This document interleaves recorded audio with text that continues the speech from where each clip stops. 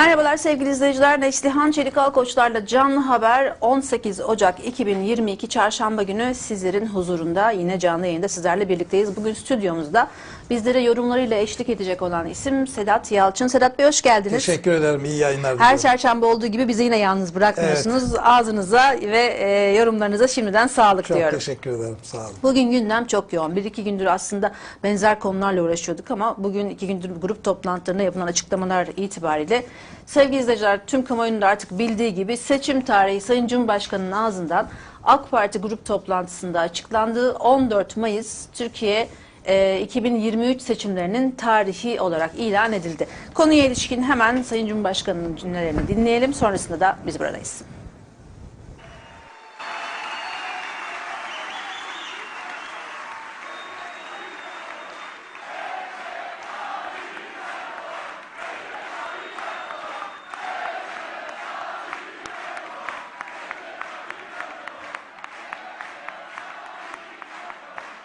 ...2018 seçimlerini, yeni yönetim sisteminin beraberinde getirdiği tereddütleri göğüsleyerek geçirmiştik. Ülkemizin son 10 yıldır maruz kaldığı ağır saldırılar ve küresel krizler bazı alanlarda gecikmeye yol açsa da bunlar kazanımlarımızın büyüklüğüne halel getirecek hususlar değildir. Evet, 2023 bizim için hem 20 yıllık eser ve hizmet siyasetimizin sembolüdür, hem de yeni vizyonumuz Türkiye 100 yılının başlangıcıdır. Önümüzdeki aylarda yaşanacak seçimi önemli ve tarihi kılan da işte budur. Bizim hayatımızda hiçbir seçim kolay olmadı. Her seçime büyük bir mücadeleyle, azimle, gayretle hazırlandık, girdik. Allah'a şükür. Her seçimde de sandıktan zaferle çıkmayı başardık.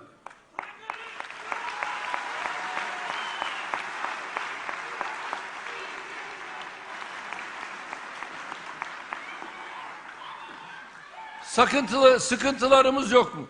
Elbette var.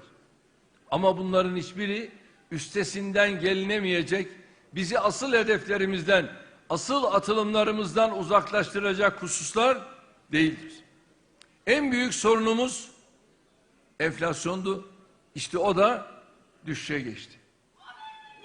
2022 %64 ile kapattığımız enflasyonun inşallah önümüzdeki aylarda %50'lere, %40'lara, %30'lara doğru hızla düştüğünü hep birlikte göreceğiz.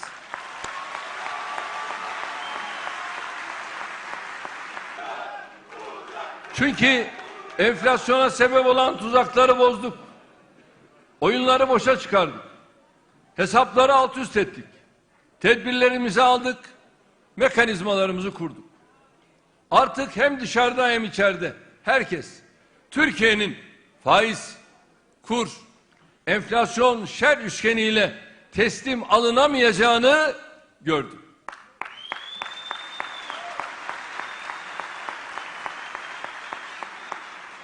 Yaşanan sıkıntılı sürecin çalışanlarımızdan esnaf ve sanatkarlarımıza kadar milletimizin farklı kesimlerine ödettiği bedellerin telafisini de süratle yapıyoruz.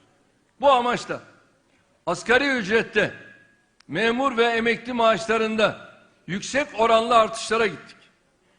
Ek gösterge düzenlemesini tamamladık. Sözleşmelilere kadro verdik. Emeklilik için yaşı bekleyenlerin taleplerini karşıladık. Sosyal yardım yelpazesini genişlettik. Vatandaşlarımızı uygun şartlarda ev sahibi yapmaya yönelik konut kampanyaları düzenledik. Sanayicimizi, ihracatçımızı, esnaf ve sanatkarımızı, çiftçimizi, velhasıl üreten herkesi destekledik. İstihdamı 31,6 milyonla tarihimizin en yüksek seviyesine çıkardık.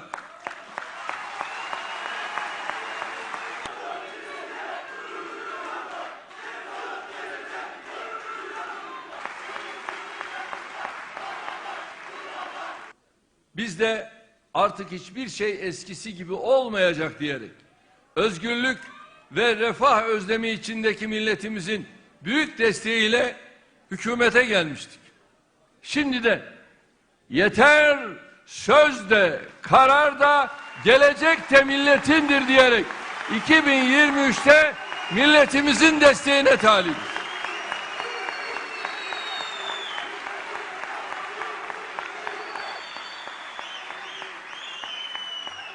Milletimiz 73 yıl sonra bir kez daha aynı gün altılı masa diyerek karşımıza çıkan bu darbe şakşakçılarına, bu kifayetsiz muhterislere, bu müstemleke heveslilerine yeter diyecektir.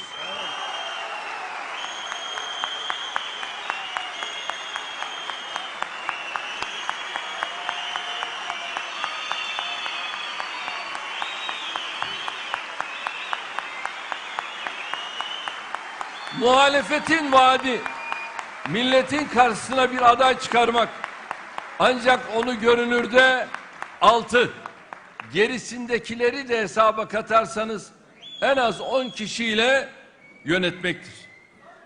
Bir nevi ipi 10 ayrı kişinin elinde kukla bir cumhurbaşkanı üzerinden ülkeyi idare etmek istiyorlar. Yani devletin başı Türk Silahlı Kuvvetleri'nin başkomutanı olan Cumhurbaşkanı fiilen altılı masanın emir eri gibi davranacak. Tabii bunlar gel deyince gelecek, git deyince gidecek adaylara, başkanlara alışmışlar. Cumhurbaşkanını da öyle tasavvur ediyorlar.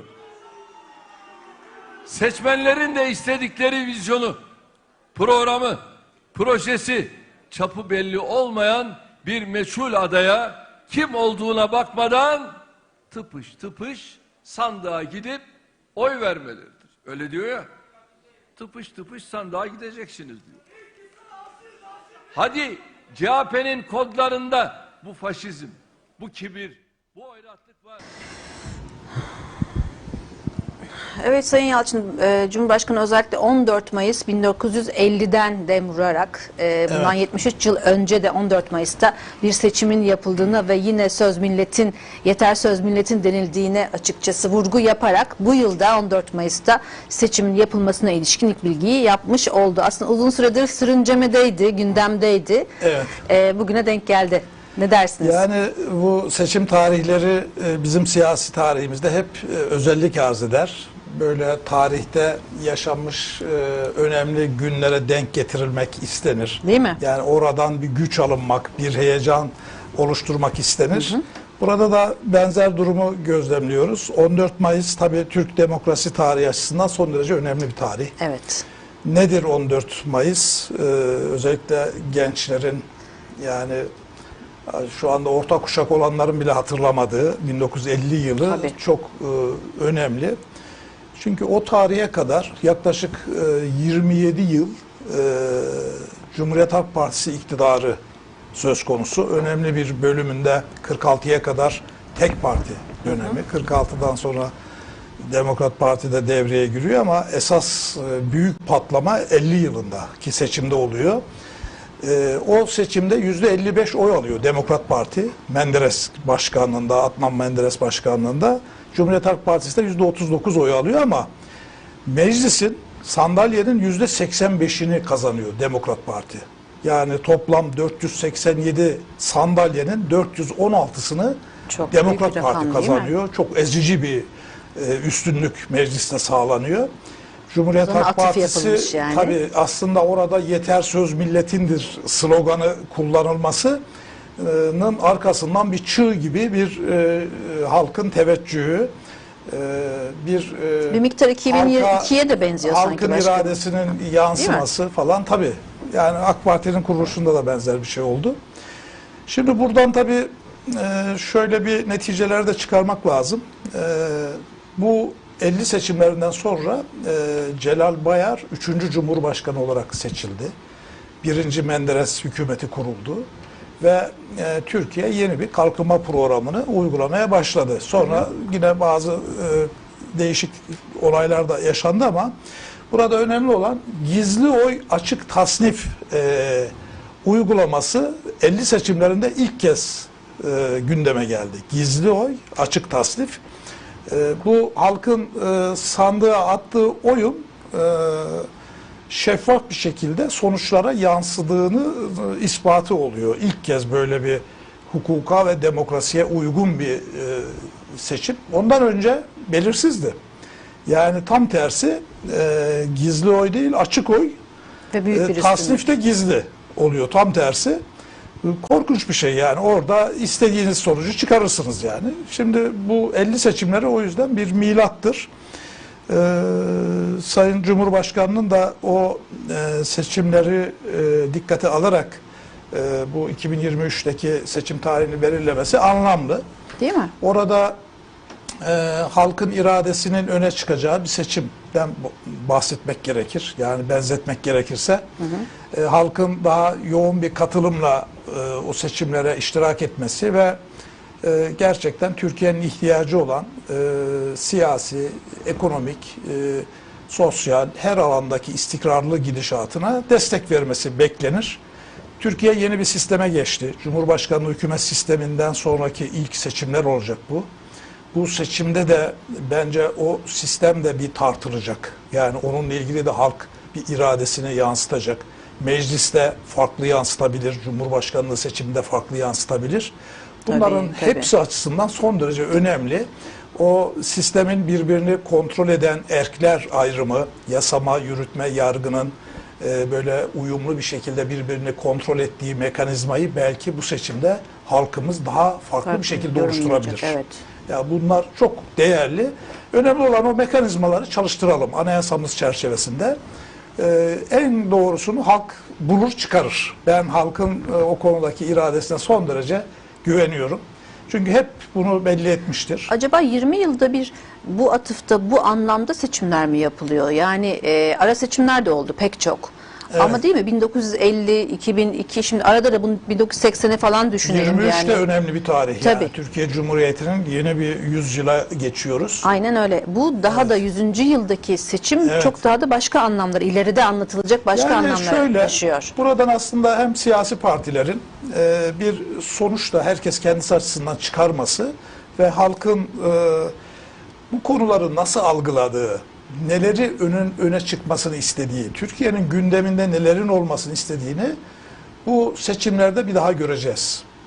Yani mesela yürütme mekanizması bu Cumhurbaşkanlığı hükümet sisteminde nasıl çalıştı, nasıl sonuçlar verdi, hizmetlerin alınmasına nasıl bir hız elde edildi veya liyakat mekanizması nasıl çalıştı? Değil mi? Evet, Bir anlamda seçilmiş, sonuçlar da çıkacak atanmış ortaya. ayrımı nasıl yapıldı? Bundan toplum olumlu mu etkilendi, olumsuz mu etkilendi? Bunların hepsini partili cumhurbaşkanlığı sistemi nasıl etkiledi toplumu? Değil mi? Geri Bunların dönüşleri nasıl hepsi oldu, etkisi bence nasıl oldu? değerlendirilecek. Bunların hepsinden bir sonuç çıkarmak lazım. Bu aslında AK Parti'nin de hem 20 yıl önceki ve sonraki bir önceki sonraki versiyonu. Tabii, yani tabii. kendini de bu anlamda yenilemiş, güncellemiş ya da Yenilemiş. görmüş olacak Evet. aslında. Yani yeni bir hem de sistem. vatandaş nezdinde. Tabii bu yeni sistem ilk kez bir milletin takdirine sunuluyor İradesine bence. sunuluyor, Bu evet. sistemle biz şu kadar süre ülkeyi yönettik. Sonuçlarımız bu. Ne diyorsunuz diye. Tamam mı, devam mı? Milletin seçimlerdeki kararı o anlama gelecek. Ben hem muhalefetin hem iktidarın bu mevcut statüde değişiklikler gerekiyorsa onu da topluma güzel anlatmaları. Tamam mı? Ve millet her şeyi çok iyi anlıyor yani. Yeter ki siz iyi anlatın. Eksikleri, fazlaları güzel bir şekilde anlatın. Türkiye'nin çünkü gelişmiş ülkelerle arasındaki mesafeyi kapatması için yüksek büyüme hızlarıyla ilerlemesi gerekiyor. Evet. Bu çok önemli. Yüksek büyüme için de mutlaka bir istikrar lazım yani. Siyasi istikrar, ekonomik istikrar. Birbirine çok bağlı zaten. Yani nüfus dengelerimizi, nüfusumuzun eğitilmesi, nitelikli insan kapasitesinin oluşturulması, bunlar hepsi çok önemli başlıklar. Türkiye bu gelişmekte olan ülke formatından bir adım daha ileriye gitmeyi hedeflemeli. Yani bu seçimin ana gündemi de o olmalı bence. Çok böyle kritik, güncel tartışmalardan öte iktidarıyla, muhalefetiyle biz gelişmiş ülke standartlarına her alanda ama Hem temel hak ve özgürlüklerde, hem ekonomikte, hem dış politikada, sosyal kalkınma alanında o hedeflerimizi çok güzel bir şekilde önümüze alıp ilerlemeliyiz yani. Bir de aslında basına yansıyan bir konu var ki aynı zamanda bu seçimle ilgili 23 başlık olacağı. Tabii hem 2023 itibaren de seçimin öncelikli konularından, hatta şimdi bir o habere de bakayım, hemen önüme düşebilecek mi acaba? Yok, burada çıkmadı karşıma, ama bu seçime ilişkin 23 farklı başlık çalışılarak bir elbette ki seçim haritası, seçim deklarasyonu oluşacak. Seçim beyannameleri ilan edilecek. Hepsi bence güzel gündemler de olacak. Onları biz tek değerlendireceğiz. Ya Türkiye gerçekten dolmuş, böyle taşmak üzere olan bir ülke. Ben öyle görüyorum. İnsan kaynağıyla, kapasitesiyle, bölgedeki önemiyle. Yani hiç hata yapmaya gerek yok. Yani şeffaf bir şekilde ve insanımıza güvenerek, insanın temel hakkı, özgürlükler, talepleri, eksik ne varsa onları hızla gidererek, herkesi kucaklayarak, yani kimlik siyaseti yapmadan, herkesi kucaklayarak, çünkü herkesin bireysel anlamda bir değeri var, bir uzmanlığı var ve ülkesine katacağı değerler var yani. Onu ötekileştirdiğinizde o değeri alamıyorsunuz, o insan. İçine kapanıyor veya yurt dışına gitmek istiyor. Bunların hepsini bir araya getirecek çalışmaları inşallah bekliyoruz yani. Evet sevgili izleyiciler, bugünkü AK Parti grup toplantısında Sayın Cumhurbaşkanı gündemdeki birkaç konuya ilişkin değerlendirme yaptı. Müsaade ederseniz onları da izlemek isteriz. Özellikle bu Deva Partisi Genel Başkanı Babacan'ın, Sayın Ali Babacan'ın Baykar'a ilişkin yaptığı açıklamalar ve değerlendirmeleri de gündemine almıştı. Önce izliyoruz. Şikayetimiz, ülkeye ve millete kazandırdığımız her hizmeti hayrına şerrine bakmadan engellemeye çalışan azgın husumettendir. Maalesef her seferinde, hatta daha da beter bir şekilde aynı yerde durduklarını görüyoruz. Üstelik altılı masa işi çıktığından beri adeta kanserli hücrenin tüm bünyeyi sarması misali oraya bulaşan herkesin de çamur siyaseti yarışına girişmelerini esefle takip ediyoruz. Karşımızdaki tabloya bakarak gülsek mi, ağlasak mı bilmiyoruz. Dünya küresel krizi konuşuyor. Bunlar masa kriziyle meşgul. Dünya küresel kaosu tartışıyor. Bunlar masa kaosunun ötesine geçemiyor. Halbuki milletimiz ülkesinin bu krizden, bu kaostan en az zararla nasıl çıkacağının, yeni küresel düzende Türkiye ekseni etrafında nasıl bir oluşuma gidileceğinin işaretini bekliyor. Biz yaptıklarımızla ve vizyonumuzla milletimizi hayallerine kavuşturmanın çabası içindeyiz. Bu altı başlı hılkat garibesinin ise bir karabasan gibi milletin tepesine çökmenin dışında hiçbir projesi yok. Üstelik bunlar kendi vizyonsuzluklarını örtmek için ülkenin ve milletin tüm değerlerini, tüm kazanımlarını, tüm çıkarlarını tehlikeye atmaktan da çekinmiyorlar.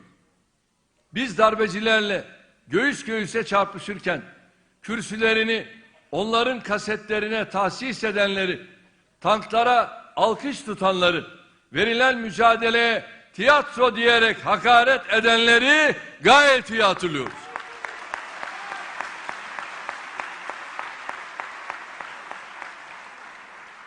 Biz köprü, yol, havalimanı, baraj, fabrika inşa eder, sondajlarla petrol, doğalgaz ararken yatırımcılara ülkeye gelmeyin çağrısı yapanları gayet iyi hatırlıyoruz. Kahraman ordumuz ve onun şerefli komutanlarıyla savunma sanayimiz ise bu hedefler arasındaki özel yerini daima korumuştur. Tabii insan bir ülkenin ordusu, komutanları, savunma sanayi şirketleri, savunma sanayi ürünleri kimler tarafından, niçin, hangi gayeyle hedef alınır diye düşünmeden edemiyor. Bizim bildiğimiz bir ülkenin ordusuna ve savunma sanayine ancak bunları kendine tehdit olarak görenler saldırır.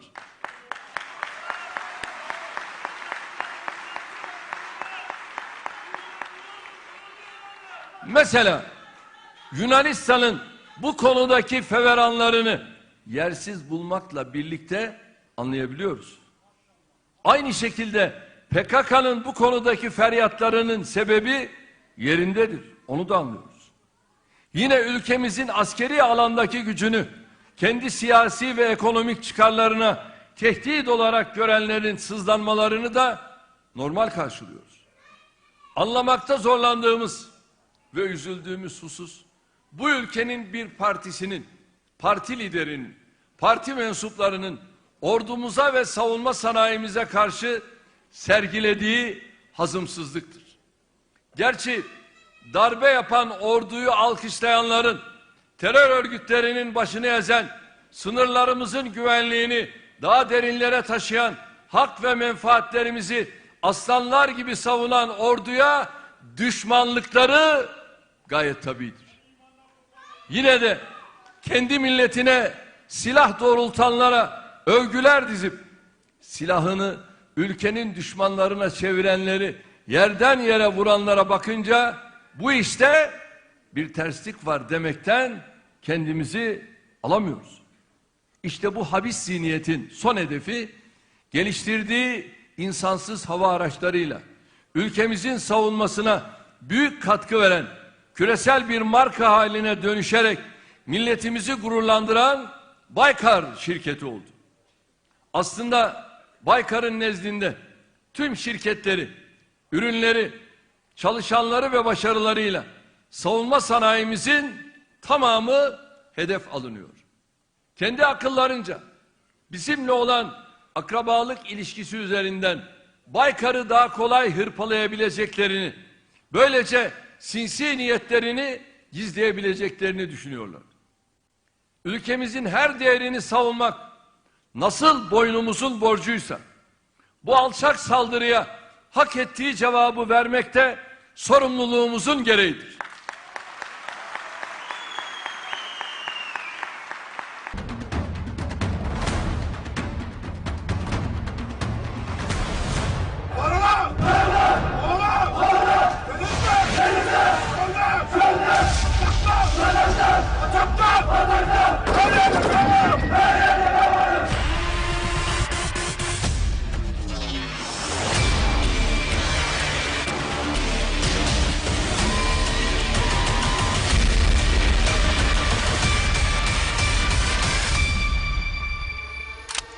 Üç, iki, bir, bismillah ateş!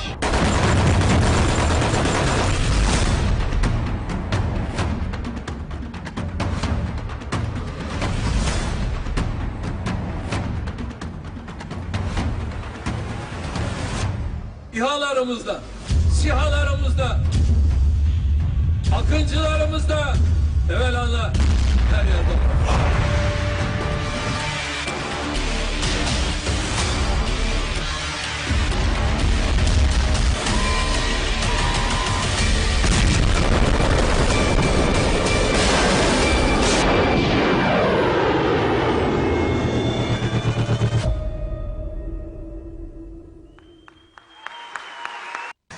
Evet, savunma sanayimiz ülkemizin yüz akı gerçekten. Evet. Yani ordumuz ülkemizin yüz akı ama savunma sanayinde geldiğimiz noktada belki de şu anda teknolojik anlamda en hızlı ilerlediğimiz alan gibi düşünebiliriz.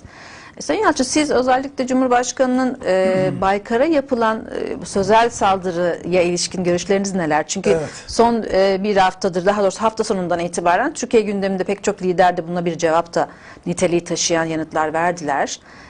Ama meşgul ediyor gündemi. Şimdi siyaset tabii her alanda görüş beyan edilen bir zemin. İktidar, muhalefet karşılıklı birçok konuyu değerlendiriyor. Şimdi bu süreci aslında devam ettirirken ülkenin mesafe aldığı alanları, geri kaldığı alanları ve yeni önerilecek modelleri anlatırken çok dikkatli olmak lazım. Halk bunu çok net bir şekilde izliyor. Siyaset netice itibariyle halkın onayına sunulan bir çalışma. Şimdi savunma sanayi ile ilgili artık Türkiye geçin bütün dünya Türkiye'nin bu başarılarını konuşuyor. Değil Yani mi? bunu yani görmeden siyaset nasıl yapacaksınız yani? Bunu bütün toplum görüyor. Ve Dünya görüyor gerçekten hatta. olağanüstü bir başarı. Çünkü böyle tesadüfen gelmiş bir başarı da değil. Bu böyle 20 yıl, 25 yıl öncesi geçmişi olan ta rahmetli babalarıyla Baykar Tabii. firmasının sahibi rahmetli Özdemir Bey'in döneminde Başladığı yol. başlayan ve çocuklarını da gerçekten olağanüstü bir eğitim altyapısı var her ikisi de.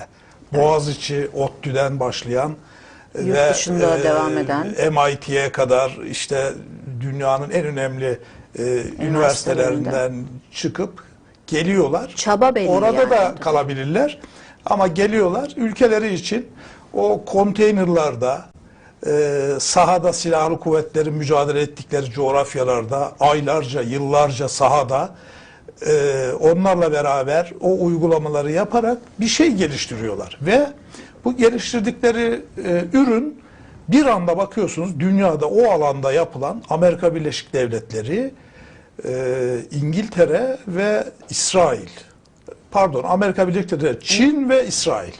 Üçü ilk üçte ve Türkiye bu ilk üçün içine giriyor bir anda. Ya.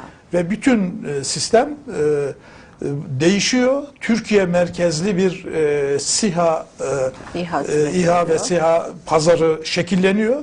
Burada bu firmaya baktığınızda aslında Türkiye'nin şöyle bir hep konuşulup da geldiği bir nokta var. Bu yatırım teşvikleri konusunda. Şimdi herkesi ve her konuyu teşvik ettiğinizde hiçbir şeyi teşvik etmiyorsunuz anlamına gelir.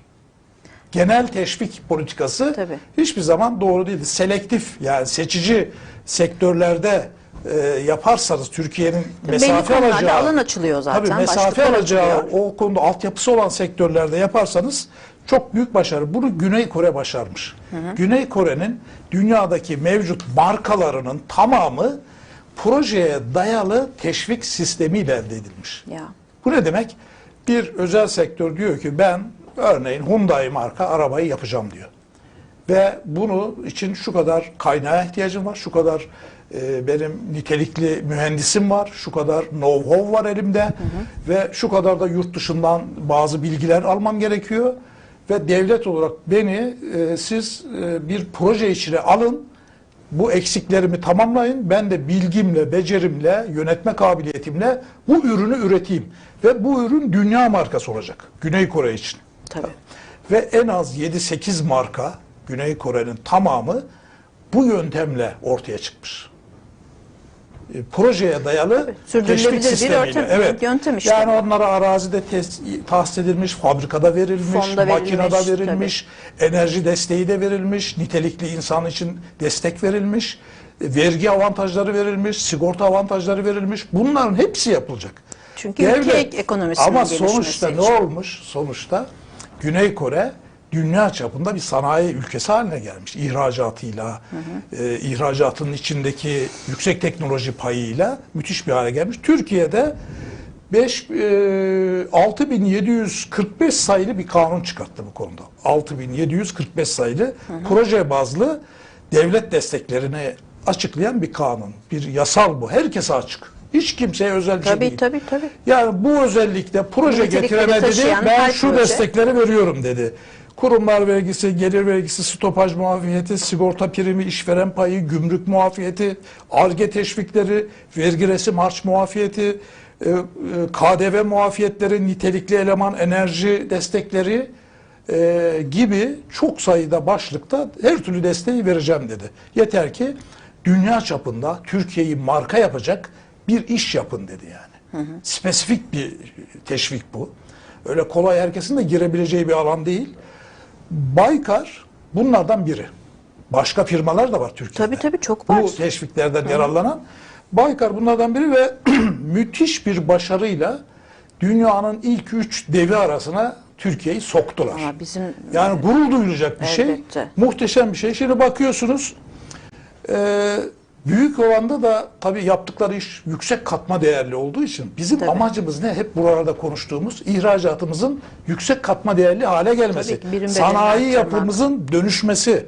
Yani böyle düşük kar marjlarıyla iş yapan, hammallığını yapan sanayiden çıkıp yüksek kar marjları, teknoloji içeren dijital teknolojileri bünyesine alan sanayi yapısına ulaşmak istiyoruz. Bunu sağlamış. Çok yüksek katma değer oluşuyor ve diyor ki ben yatırımlarımın %75'ini öz kaynakla yapıyorum diyor. Tabii. Kimseden kredi de kullanmıyorum diyor devletten. 2022 ihracat rakamları %99 şu anda. %99.3 Müthiş yani sözleşme yaptığı sözleşmenin Büyük bir rakam. %99'u tamamen ihracata dayalı. Türkiye'nin yani direkt teşvik etmesi, direkt desteklemesi gereken bir yapı bu. Ve alan. Hiç adının sahibinin kim olduğu hiç önemli değil. Bunu başaranların hepsi zaten Desteklenmeli. Türkiye'de şu anda açık bu alan yani. Aynı başarıyı kim yaparsa Tabii. devlet zaten kanunu Sahip çıkarmış, destekliyor yani. Kimseye özel bir şey de yok. Burada mesela bu Akıncı ve Kızıl Elma projeleri tamamen öz kaynakla çalışılmış, tabii. yapılmış. Bu Ki mesela Kızıl Elma'yı da olumsuzladılar. Ya işte bir sadece görüntüden ibaret. İşte uçağın kalkışı görünmüyor. Bu bir hani küçük uçak modeli gibi bir şey. Hani aynı Evet. TOG'a yapılanlar gibi çok ciddi olumsuzlandı yani aslında. şöyle söyleyeyim. Emek mesela ne kadar çabuk göz ardı ediliyor. Türkiye işte 56 firması varmış yaklaşık 2002'de savunma sanayinde çalışan. Şimdi 2000'i buldu yani. Tabii.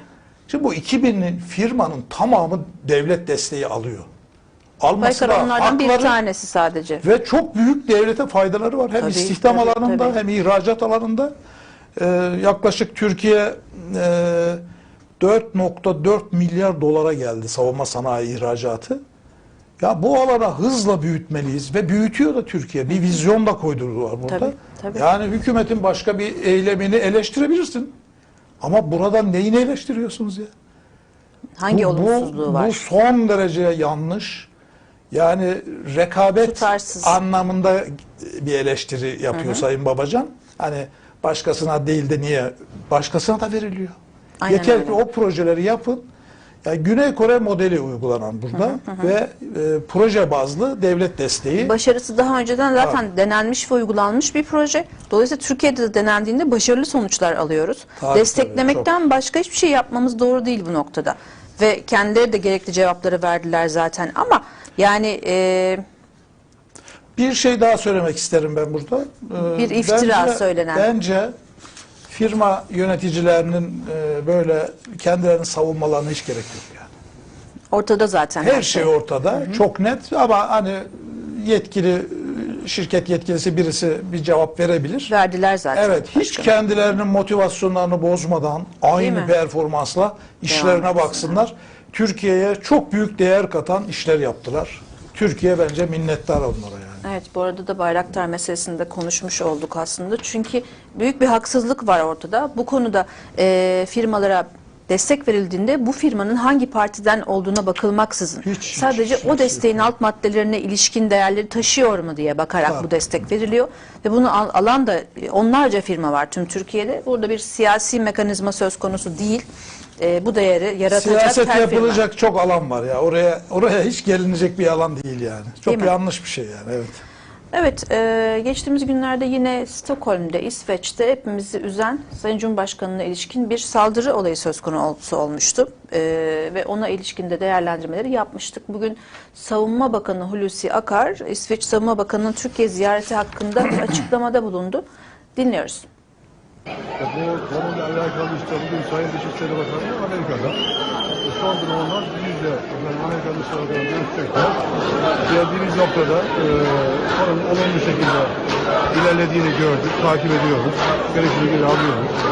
Amerika Savunma Bakanı'na yakın işbirliğimiz devam ediyor. İşte heyetler arasında ikili görüşmelerde kendilerimiz bir an önce olumlu ve somut bir şekilde sonuçları beklediğimizi ifade ettik. Bu istikamette ilerliyoruz. Bakın orada tahditler var, onları da kaldırdılar diyoruz. Zaten bizim öyle bir tahditli bir şekilde alışverişi kabul etmemiz mümkün değil. Bu her seferinde bize getirildi. Şu an heyet oradaydı mesela. Bizim heyetlerimiz orada, Dışişleri Bakanı orada. Dışişleri Bakanımız da orada. O da bizimle zaten normal olarak heyetler arası görüşmelerine teknik şekilde devam ediyor. Biz olumlu ve somut adımlar bekliyoruz. Bu inşallah tutulacak. Yani bunlar bir süreç meselesi. Süreç devam ediyor. Orada gayet olumlu, gayet yapıcı. İkili heyetler arası görüşmeler yapıyor. Hem Sayın Bakan'la hem de heyetleriyle görüşmelerimiz oldu. Gayet olumlu geçti.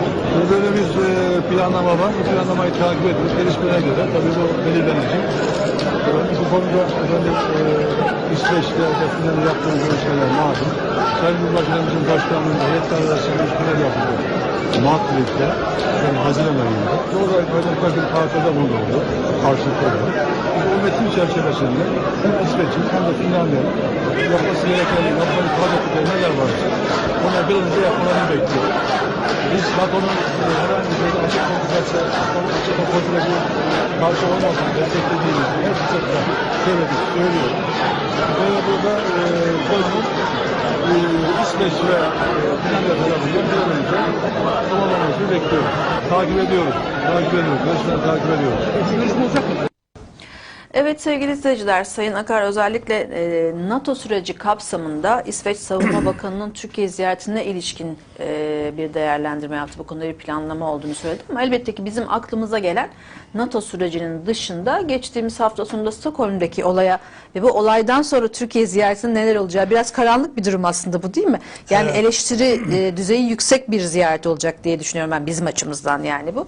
Evet. Ve özellikle Türk medyasının böyle değerlendirme yapacağını ve bu konuda bir soru sorulacağını düşünüyorum. Birçok soru sorulacağını düşünüyorum. Verilecek cevabı merak ediyoruz. Siz nasıl yorumlarsınız? Sizinle konuşamamıştık bu Ya konuyu bu çünkü. İsveç biraz ilginç bir ülke. Ben denk geldi, 2 kez gittim İsveç'e. Stockholm'u çok detaylı biliyorum yani o bölgeyi. İnsan yapısını da biliyorum. İsveç'te gerçekten çok nitelikli bir toplum var. Eğitimli, çok üst düzey. Böyle çevre hassasiyetleri yüksek. Böyle uluslararası ilişkilerde daha serbestler böyle. Ama kendi ülkeleri adına demokratik seviyelerini falan geliştirme adına iyi bir noktaya gelmişler. Yalnız bu ortamlarını suistimal eden uluslararası örgütler var yani. Gelip onların o özgürlük ortamlarını kullanarak, yani demokrasinin böyle bir zaafı var maalesef. Yani o özgürlük ortamlarını kullanıp oraya yerleşiyor. Temel insan hakkı diyor. Ben diyor bireysel ifade özgürlüğümü kullandım diyor. Ben başka bir ülkenin cumhurbaşkanına hakaret edebilirim buradan diyor mesela. O da demokrasi içerisinde normal bir şeymiş gibi. Halbuki organize bir terör faaliyeti var.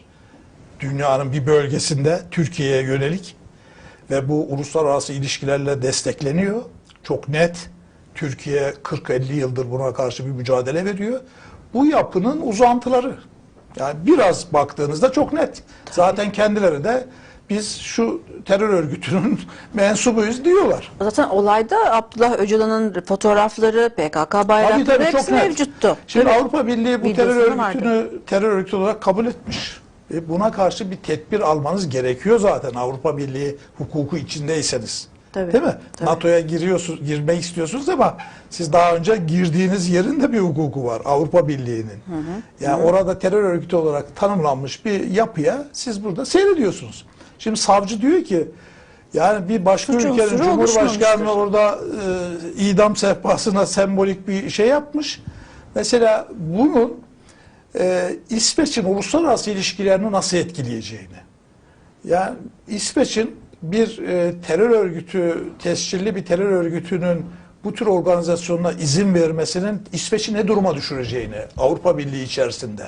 Mesela bunların hukukta karşılıkları yoksa, ya suç oluşmamıştır diyebiliyorsa gerçekten bir hukuklarını, evrensel hukuka uygunluğunu Gözden geçirmeleri gerekir. Yani hiçbir evrensel bir terör örgütüne zemin hazırlamak diye bir demokratik hiçbir ülkenin öyle bir şeyi yok yani ortamı da yok. Öyle bir izni de olamaz. Bence büyük bir şey var, bir rahatlık var orada yani çok rahat hareket ediliyor. Bir de Türkiye karşıtları olabilir, onların organizasyonları da olabilir bu kararların alınmasında. Yani savunma bakanları geldiğinde tahmin ediyorum ciddi bir sıkıntı olacak. Aslında Türkiye çok net diyor. Biz NATO'nun genişlemesinden yanayız. Bir problem yok. Ama bizimle beraber NATO'da yol yürüyeceğimiz ülkeler bize tehdit olan terör örgütlerine karşı da bir tavırları olsun diyor yani. Bu Şu kadar da basit. anlaşılabilir gibi değil. Şimdi demokrasiyi öncelikle ilke olarak ele alan, şimdi bir savunma bakanı ve o savcı arasında böyle bir anlaşmazlık, böyle bir farkındalık olmaz mı? Yani bir yanda NATO'ya girmeye çalışıyorsunuz ama bir yanda böyle bir suça oradaki yerel bir savcı böyle bir karar alıyor ve veriyor. Yani en azından bilemiyorum, Türkiye'de olsa bazen bunu görebiliriz böyle şeyleri, ama bu kadar demokrasinin üstünlüğü ilkesini benimsemiş ve bunu yıllardır uygulamaya almış bir ülkede yapılan bu tip demokratik Yalnız hatalar... Batı ülkelerinin böyle demokratikleşme süreçlerinde ikiyüzlü politikalar izlediğini çok gördük biz. Evet. Şimdi mesela burada Fransa Cumhurbaşkanı'nın bir şeyi yapılsaydı, Alman Başbakanı'nın orada bir Aynı uygulama yapılsaydı, acaba o savcı ne diyecekti? Tabii. Yani hiç aynı olay. Bunlar böyle ikili şeyleri var. Ya da Amerika. Tabii. Amerikan Cumhurbaşkanı'nın orada yapılsaydı ne olacaktı? Ve Yani o ülkelerin de tepkileri ne olacaktı? Yani aynı karar alınabilecek miydi? Buna müsaade edecekler miydi? Yani belki en baştan müsaade bile edilmeyecekti. Ya bu terör böyle bir şey. örgütünü terör örgütü olarak özde görmüyorlar. İşin şeyi o. Yani görmüyorlar ama hukuki süreçte tamam terör örgütü diyorlar. Uygulamada terör örgütü muamelesi yapmıyorlar. Evet, o çok açık ve net zaten. Çok. Maalesef hep dediğimiz gibi terör örgütü kendi canlarını da yakmadıkça onu ciddiye almayacaklar gibi görünüyor. Çünkü en son Fransa'da buna benzer bir şey oldu. Dolayısıyla inşallah böyle bir konuya, duruma maruz kalmazlar diyoruz. Çünkü bunu yaşadıktan sonra bu tedbirleri almak pek de işe yaramıyor. Yaramıyor tabii.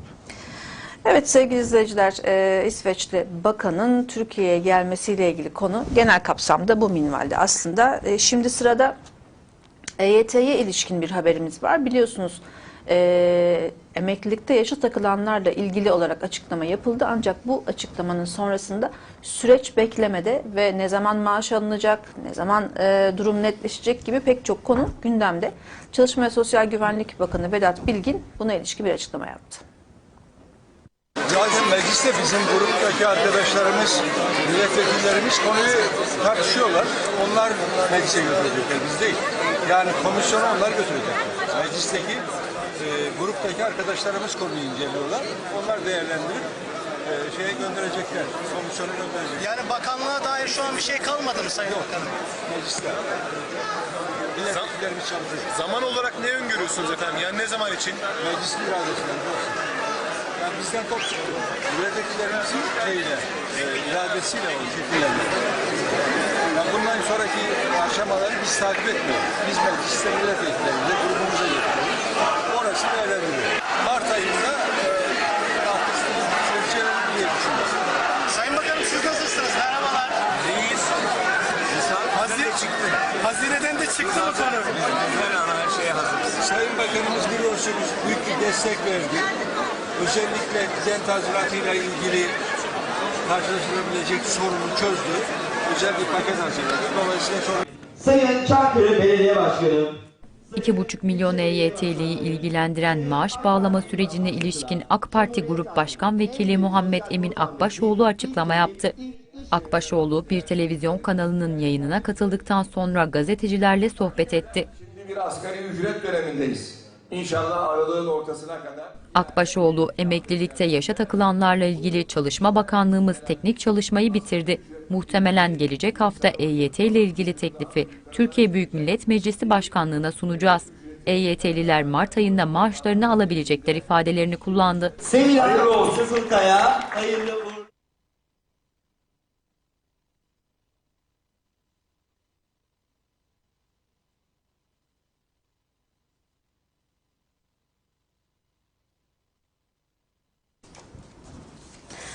Evet, EYT ile ilgili alınan karar Türkiye'de büyük bir sevinç yarattı. 2,5 milyon yaklaşık olarak bir sayıdan bahsediyoruz. Ve şimdi sırada maaşların ne zaman ödenmeye başlayacağı, kıdem tazminatlarının nasıl ödenmeye başlayacağı vesaire gibi başlıklar kaldı. Ve Mart ayında neticelenir gibi düşünüyor. Sayın Bakan Bilgin öyle söyledi ama sizce siz bu süreçlerin daha içinde olan, bu anlamda Evet. bu konuda uzun yıllar çalışmış bir isim olarak yöntem, yol nasıl olacak şimdi? Ya şimdi bu sürecin esas uzamasının nedeni Çalışma Bakanlığı'ndaki kayıtların Güncellenmesi. bilgi işlemden önceki dönemleri de kapsaması. Evet. Yani elle işlemlerin yapıldığı dönemde orada işte problemli bazı çalışanların bilgileri olabilir. Çok netleşmeyen. Onları böyle bir havuzda topladı Çalışma Bakanlığı. Yıllar içerisinde çözüm üretilmesi amacıyla. O çok vaktini aldı yani. Çalışma Bakanlığı bir defa verileri toplayamıyor yani kendi içinde. Belli bir tarihte bilgi işleme girilmiş. Ondan öncesine elle kayıtlar var. Tabii, doğru evet, ama. yani o sorun oradan kaynaklandı. Ama en son Cumhurbaşkanı'nın açıklamasıyla kesinleşti konu yani. Çok net bir şekilde. Şimdi tabii mecliste bir komisyon süreci var. Mecliste milletvekilleri, parti grubu komisyona onu yönlendirecek meclis başkanlığı üzerinden. Komisyonda bazı değişiklikler olabilir mi? Yani esas hassasiyet oradan geliyor. Ben şunu söylemek isterim. Yani bir defa Cumhurbaşkanı'nın açıkladığı ana tanımın dışına çıkılmaz. Ne dedi orada? İşte 5000 iş günü prim ve işte kadınlarda 20 yıl, erkeklerde 25 yıl çalışma 1999 süresi. 8'e. Evet, yaş şartı olmaksızın değil mi? Yani kural Ana bu. temanın zaten dışına Evet. çıkılmayacak. Ama burada bazılarının işte efendim staj dönemleri sayılsın mı, askerlikle ilgili konular Kadının vesaire. doğum borçlanması Doğum vesaire. borçlanması, o tür yani o da lehte hükümler. Yani lehte hükümler onun tabii getireceği maliyet vesaire de dikkate alınarak ufak tefek şeyler olabilir. Aleyhte bir şey olacağını ben kesinlikle zannetmiyorum. Yani bu genel çerçeve çizilmiştir. Zaten seçim sürecindeyiz. O neyse karara bağlandı. Onunla ilgili bir kaynak hazırlığı da yapıldı. Yani Maliye Bakanlığı bütçesinde de o konuda bir hazırlık var.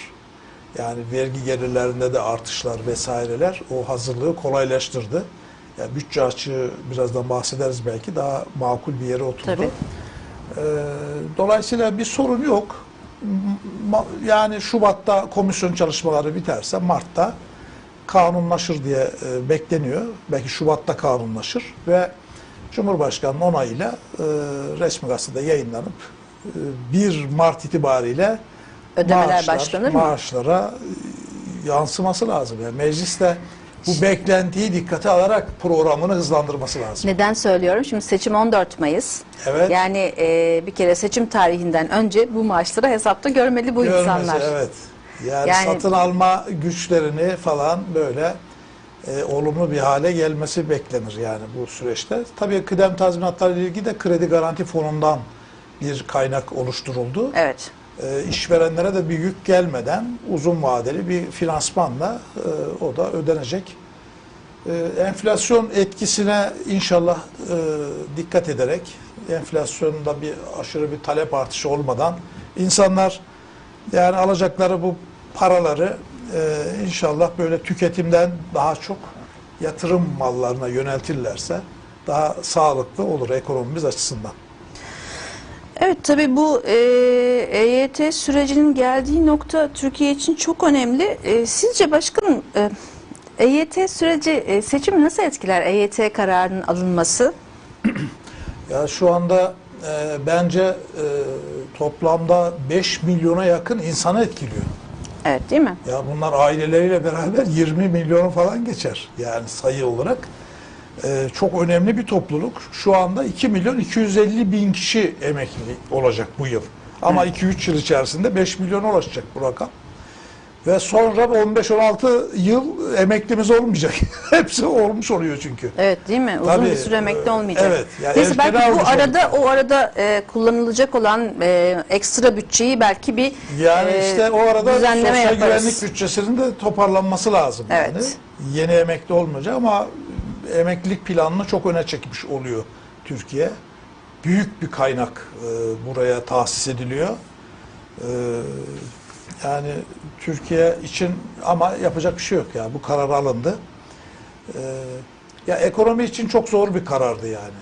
Bir seçim olmasa ben alınacağı kanaatinde değildim yani. Seçimin böyle bir faydası mı oldu diyelim, zararı mı oldu? Evet.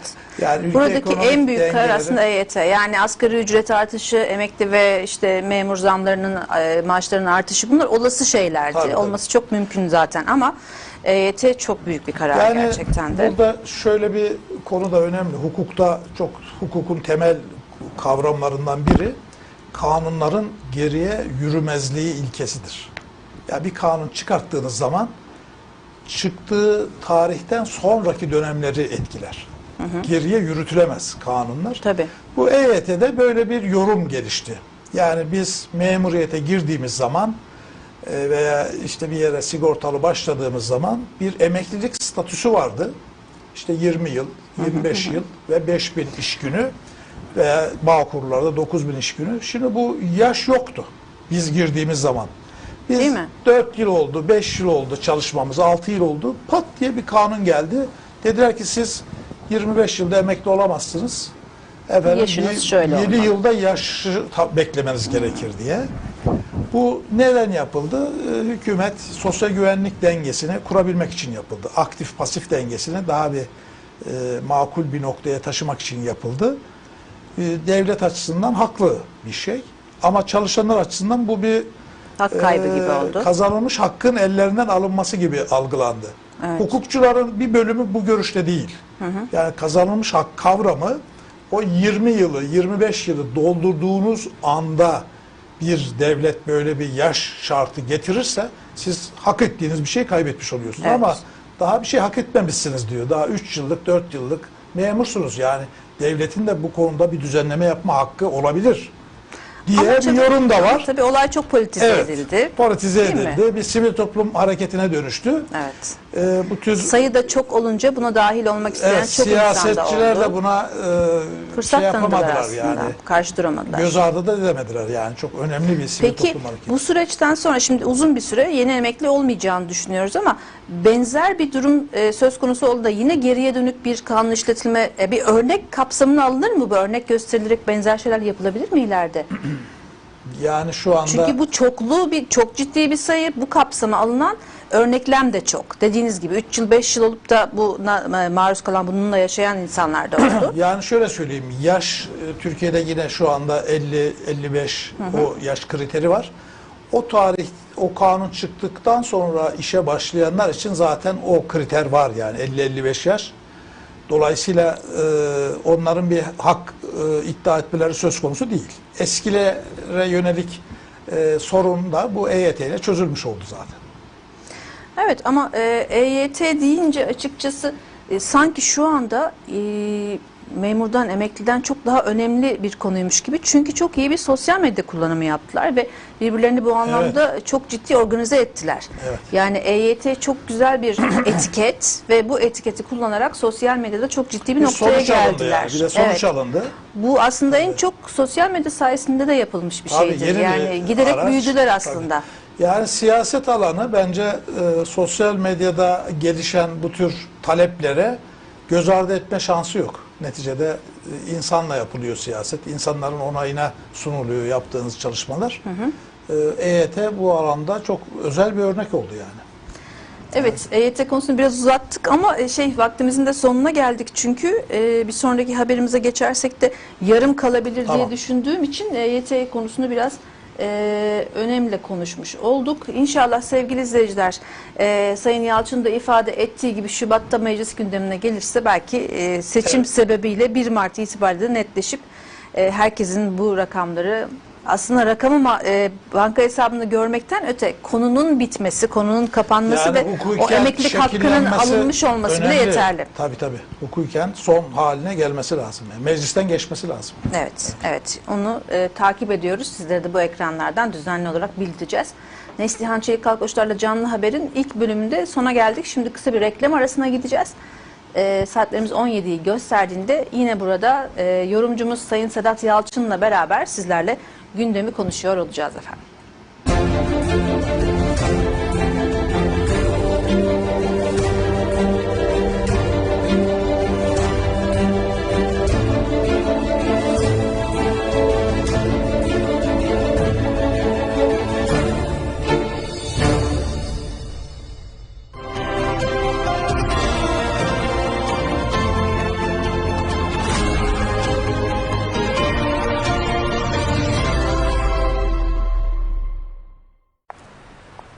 Yine yaz gelecek.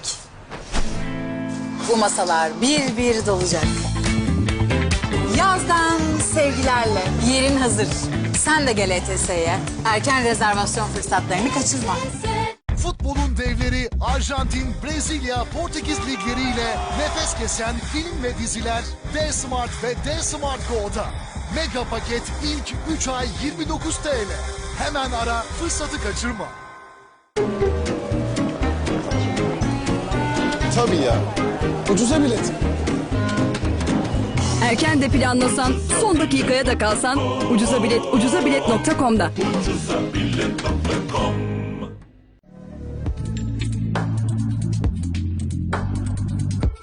Black skies glowing.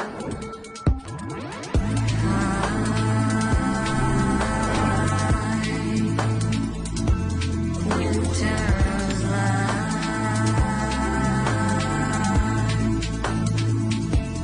cold and dry.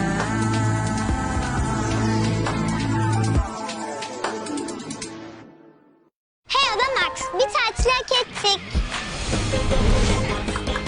Tüm aileyi mutlu edecek bir yaz tatili için Odamax'la otelini kolayca bul, anında rezervasyon yap. Keyif dolu tatiller için aradığın oteller Odamax'ta.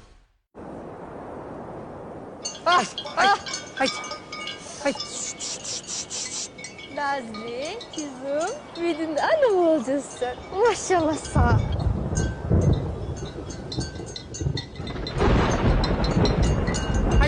Hadi, kart basmadan yetişelim abi. Hadi.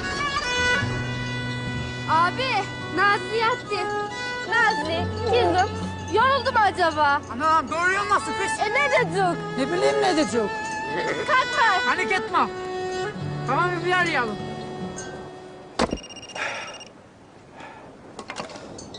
Baba nasıl doğruyor da? Ne yapacağız? Nazlı. Tamam. Oğlum panik etmeyin. Nazlı'nın ağzına bir şey söyle. Var mı yanınızda bir şey? Ceketim var. Ceketin ister. Kafası aşağı bakmasın. Altına biraz bir şeyle besleyin onu. Kutlar, yavrunun kokusunu alır. Karaburun Yalnız ama.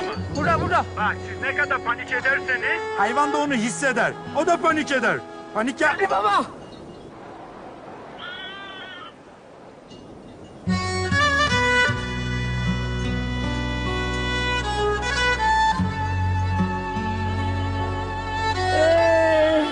Çekim gücü hayattır.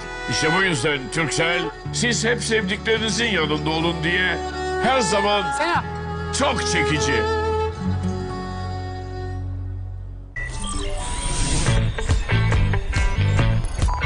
Haydıra dev gibi olsun, rengarenk olsun, bir de dere dere olsun. Olsun tabii. ETS'de seçenek çok. Bir dakika. Balayı çiftimiz otele giriş yapıyor. Tatiller. Mutluluklar. Tatilin geleceği belli. Geleceğin tatili ETS'de. Ömer, turistim bugün. İstanbul'u geziyorum. Kerem abi, sana güzel bir haberim var. Halımı sallayacak. Kapatmam lazım. Congratulations man. Sen nasıl yapıyor Everla babacığım? Öyle değil, böyle. Oh, okay. Félicitations, monsieur. C'est un grand succès. Bravo. Un selfie, une photo avec vous? Ah, super, merci. Signore, bravo, bravo. Helalo tsunami, helalo. Signore. 母女，我为你的成功而鞠躬，恭喜恭喜，Halkbank。 Halkbank. Ömer, hayrola bu? Abi, Halkbank dünyanın en iyi bankası seçildi. Çok güzel haber bu. Aslanım Ömer. Ben de kendime zannetmiştim. İş dünyasının Oscar'ı sayılan Stevie ödüllerinde üst üste ikinci kez dünyada yılın en iyi bankası ve en iyi işvereni seçildik. Üstelik ülkemize tam 32 ödül kazandırdık. Bu gurur hepimizin. Çünkü biz... Önce halk, sonra bankayız Halkbank.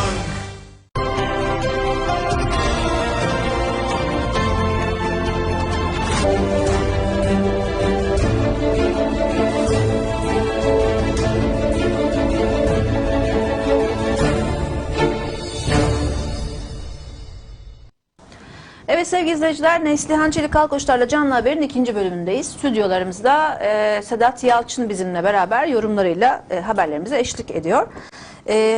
Yeni bölümün ilk haberi Sayın Yalçın, Cumhurbaşkanlığı Külliyesi'nde hepinizin bildiği gibi 5 yıldır yürütülen Sayın Emine Erdoğan'ın ev sahipliğinde bir sıfır atık projesi var ve en son olarak da külliyede Ortak Evimiz Dünya için Sıfır Atık programı düzenlendi. Önce haberimizi izliyoruz, sonra detayları paylaşacağız.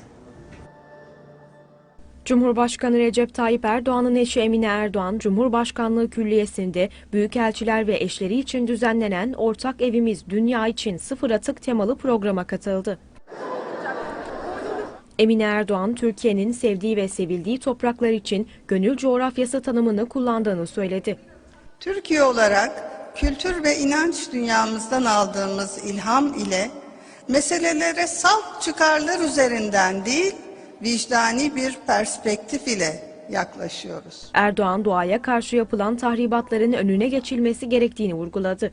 Dünyadaki asli görevi inşa ve ıslah iken, insanın doğaya karşı tahribat yolunu seçmesi kabul edilemez. Bugün küresel düzeyde etkili ve somut adımlar atmazsak, üzerinde barış ve adaleti tesis edebileceğimiz bir yaşam alanı ne yazık ki kalmayacak. Erdoğan, Sıfır Atık projesinin başarılarından da bahsetti. Sıfır Atık projesini 5 yıl önce başlattık. Bu süreçte ülkemizde elde edilen başarılar ile Sıfır Atık hareketi dünyanın da takdirini kazandı. Üçü Birleşmiş Milletler Ofis ve programlarından olmak üzere toplamda 5 uluslararası ödüle layık görüldü. Geçtiğimiz Eylül ayında Birleşmiş Milletler Genel Sekreteri Sayın Guterres ile yaptığımız görüşme ve neticesinde imzaladığımız Sıfır Atık İyi Niyet beyanında bu ortak umudun nişanesi oldu. Evet sevgili izleyiciler, sıfır atık meselesi aslında hep gündemimizde olan Paris İklim Anlaşması, Yeşil Mütabakat konularının konuşulduğu kapsamın içinde ve Türkiye 5 yıldır bu konuda güzel bir proje ve çalışma yürütüyor. En son bu Ortak Evimiz Dünya için Sıfır Atık konusu Türkiye'de aslında aynı zamanda siz de tabii detayları son derece iyi biliyorsunuz. Çöplerin farklı alanlarda ayrıştırılarak toplanması, hani aynı Avrupa'da yapıldığı gibi yavaş yavaş bu modellere geçilmesi ve bu noktada okullarda, kamu kurumlarında pek çok yerde hem uygulamada hem eğitimde bir yol, bir mesafe kat edildi. Hatta 30 Aralık günü de Uluslararası İklim Günü şeklinde kutlanacak. Tam olarak doğru söyleyeyim. Sıfır Atık Günü. Sıfır Atık Günü, özür dilerim. Tamam. Uluslararası Sıfır Atık Günü olarak kutlanacak bundan sonra. Bu da bizim dünyaya armağanımız olan bir gün gibi oldu aslında. Siz ne dersiniz? Sıfır atık tabii Sayın Emine Erdoğan'ın böyle öncülüğünde sahiplenmesiyle yürütülmesi çok ciddi bir farkındalık oluşturdu. Yaklaşık 5 yıldır Türkiye'nin gündeminde sıfır atık. Hem Türkiye'de farkındalık oluşturdu hem dünyada hani en üst düzey tarafından temsil edilince, kullanılınca böyle. Bu çok önemli. Zaten böyle tanınmış, bilinen, kamuoyunun önündeki insanların bu tür hassasiyetlere sahip çıkması çok değerli, çok önemli. Gerçekten başarılı bir noktaya geldi. Sıfır atık tabii özellikle bu sürdürülebilir kalkınma hedefleri Birleşmiş Milletler'in onlardan önemli başlıklardan biri aslında. Sürdürülebilir kentler, sürdürülebilir yaşam, bireysel yaşam, sürdürülebilir tarım, gıda ve tarım. Ya bu sürdürülebilirlik başlığında çok önemli alt başlıklardan biri sıfır atık.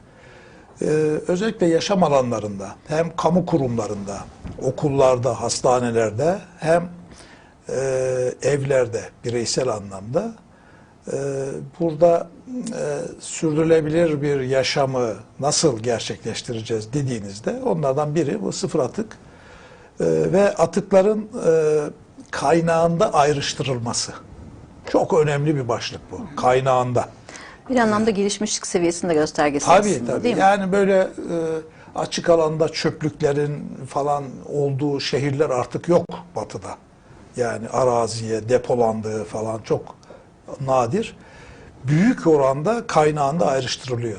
Ve camdır, kağıttır, metaldir, Plastiktir, teknoloji atığıdır, diğer organik atıklardır. Hepsi ayrı ayrı ayrıştırılıyor ve hepsinin belirli periyotlarla toplandığı bir sistem kurgulanıyor.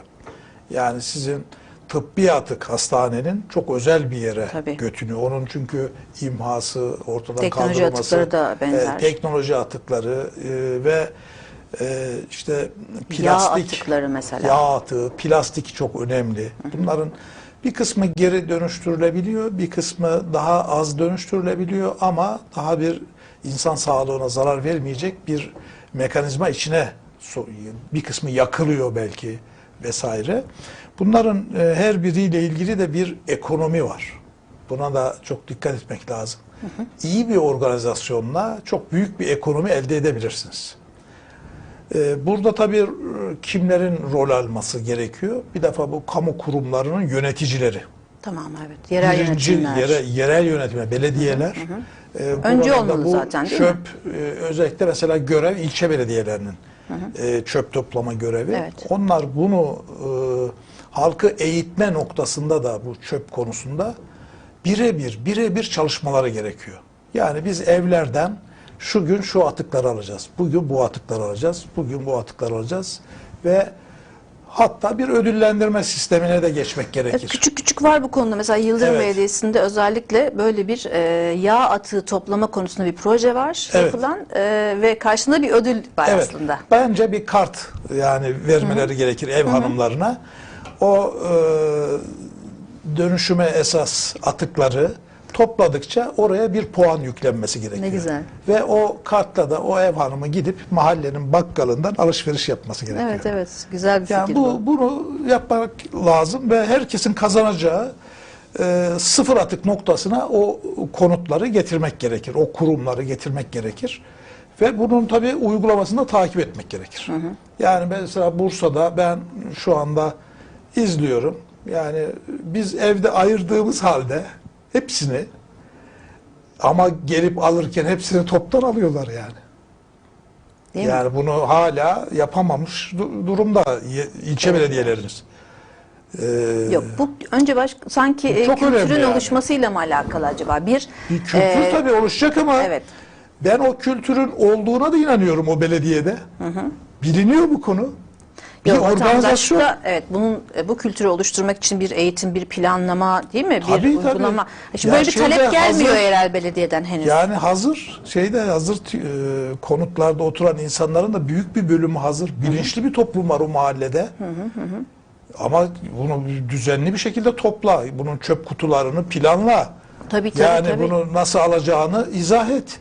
Aslında bu izahı yapsa çok hızlı bir şekilde bu Tabii, dönüşüm tabii. yaşanabilir, bu uygulamaya geçilebilir. Yani bu çok önemli. İlçe belediye başkanlarına çok görev düşüyor. Eğitim. Öncelikli bir Ve görev kendi düşüyor. organizasyonlarını lütfen yapsınlar. Çok öncü olan, çok başarılı ilçe belediyeleri var bu konuda. Evet. Ama gerçekten hiçbir hareket yapmayan, o çöp araçları geliyor evin önüne, organik çöpü de içine atıyor, Evet. kağıdı da atıyor, Plastiği de atıyor. Bizim Ev o salatası da emeğimizin atıyor. hiçbir kıymeti kalmıyor yani. Çok yanlış. Bir de kompost gübre bence dönüştürülmesi organizasyonlarını lazım ilçe belediyelerin yapması gerekir. Belli alanlarda bunların kompost gübreye dönüştürülmesi ve eksik olan vitaminlerin içine ilavelerin yapılması, biyolojik gübre olarak tarıma tahsis edilmesi, bunların paketlenmesi, ambalajları ve büyük bir ekonomi. Bizim şu anda tarımda çok ciddi bir gübre ihtiyacımız var. Bu ağırlıklı kimyasal gübrelerden karşılanıyor. Bu insan sağlığına da belli limitleri aşınca zararlı. Tabii. Verimlilik artırmak için bunlar kullanılıyor tarımda ama biz kompost gübre potansiyelimiz olduğu halde bunu Kavrama yapamıyoruz. uzağız daha. Bu Yani demek kavrama ki yakın ilçe değiliz. belediyelerinin bir tarım kesimine böyle bir kompost gübre oluşturup verme gibi bir rollerinin öne çıkması gerekiyor. Evet. Bunu ciddiye almaları, burada büyük potansiyel var. Evet. Böyle artık şehrin merkezine gidip çöp döken belediye istemiyoruz biz ya. Çok yanlış bir şey. Bunun kaynakta ayırt edilmesi, tamamen ekonomiye yönlendirilmesi, kompostla ilgili, biyolojik atıklarla ilgili bölümünü de tarım kesimiyle o eksik vitaminlerin içine dahil ederek Tamamlaması bir gerekiyor. parayla satacaksın kardeşim. Parayla. Tabii. Belediyene de gelir olacak. Hem öyle olacak hem daha sağlıklı bir toprak, daha sağlıklı bir tarım organizması Evet. işletmesi. Peki bu noktada çok şey geliyor akla. Şimdi sıfır atık demek aynı zamanda tabii çevresel düzenlemeler demek, vatandaşın eğitimi demek, yeraltı kaynaklarımızda olan sularımızın azaldığı bu günlerde sanayileri nasıl etkileyecek bu? Çünkü aynı zamanda ekonomik de bir döngü demek bu. Tabii. Yani sanayi üretiminde sıfır atık nasıl uygulanmalı? Şimdi sıfır atığı, yani biz neyi azaltmaya çalışıyorsak bu konuda bir tasarruf ediyoruz demektir. Mesela Tabii. suda da tasarruf etmemiz gerek. Doğadan o kadar kaynağı almıyoruz demek artık. Evet. Kendi döngüsü içerisinde kullanacağız Kullanıyoruz demek. demektir. Sanayide de en önemli girdilerden ham madde girdileri var sanayinin.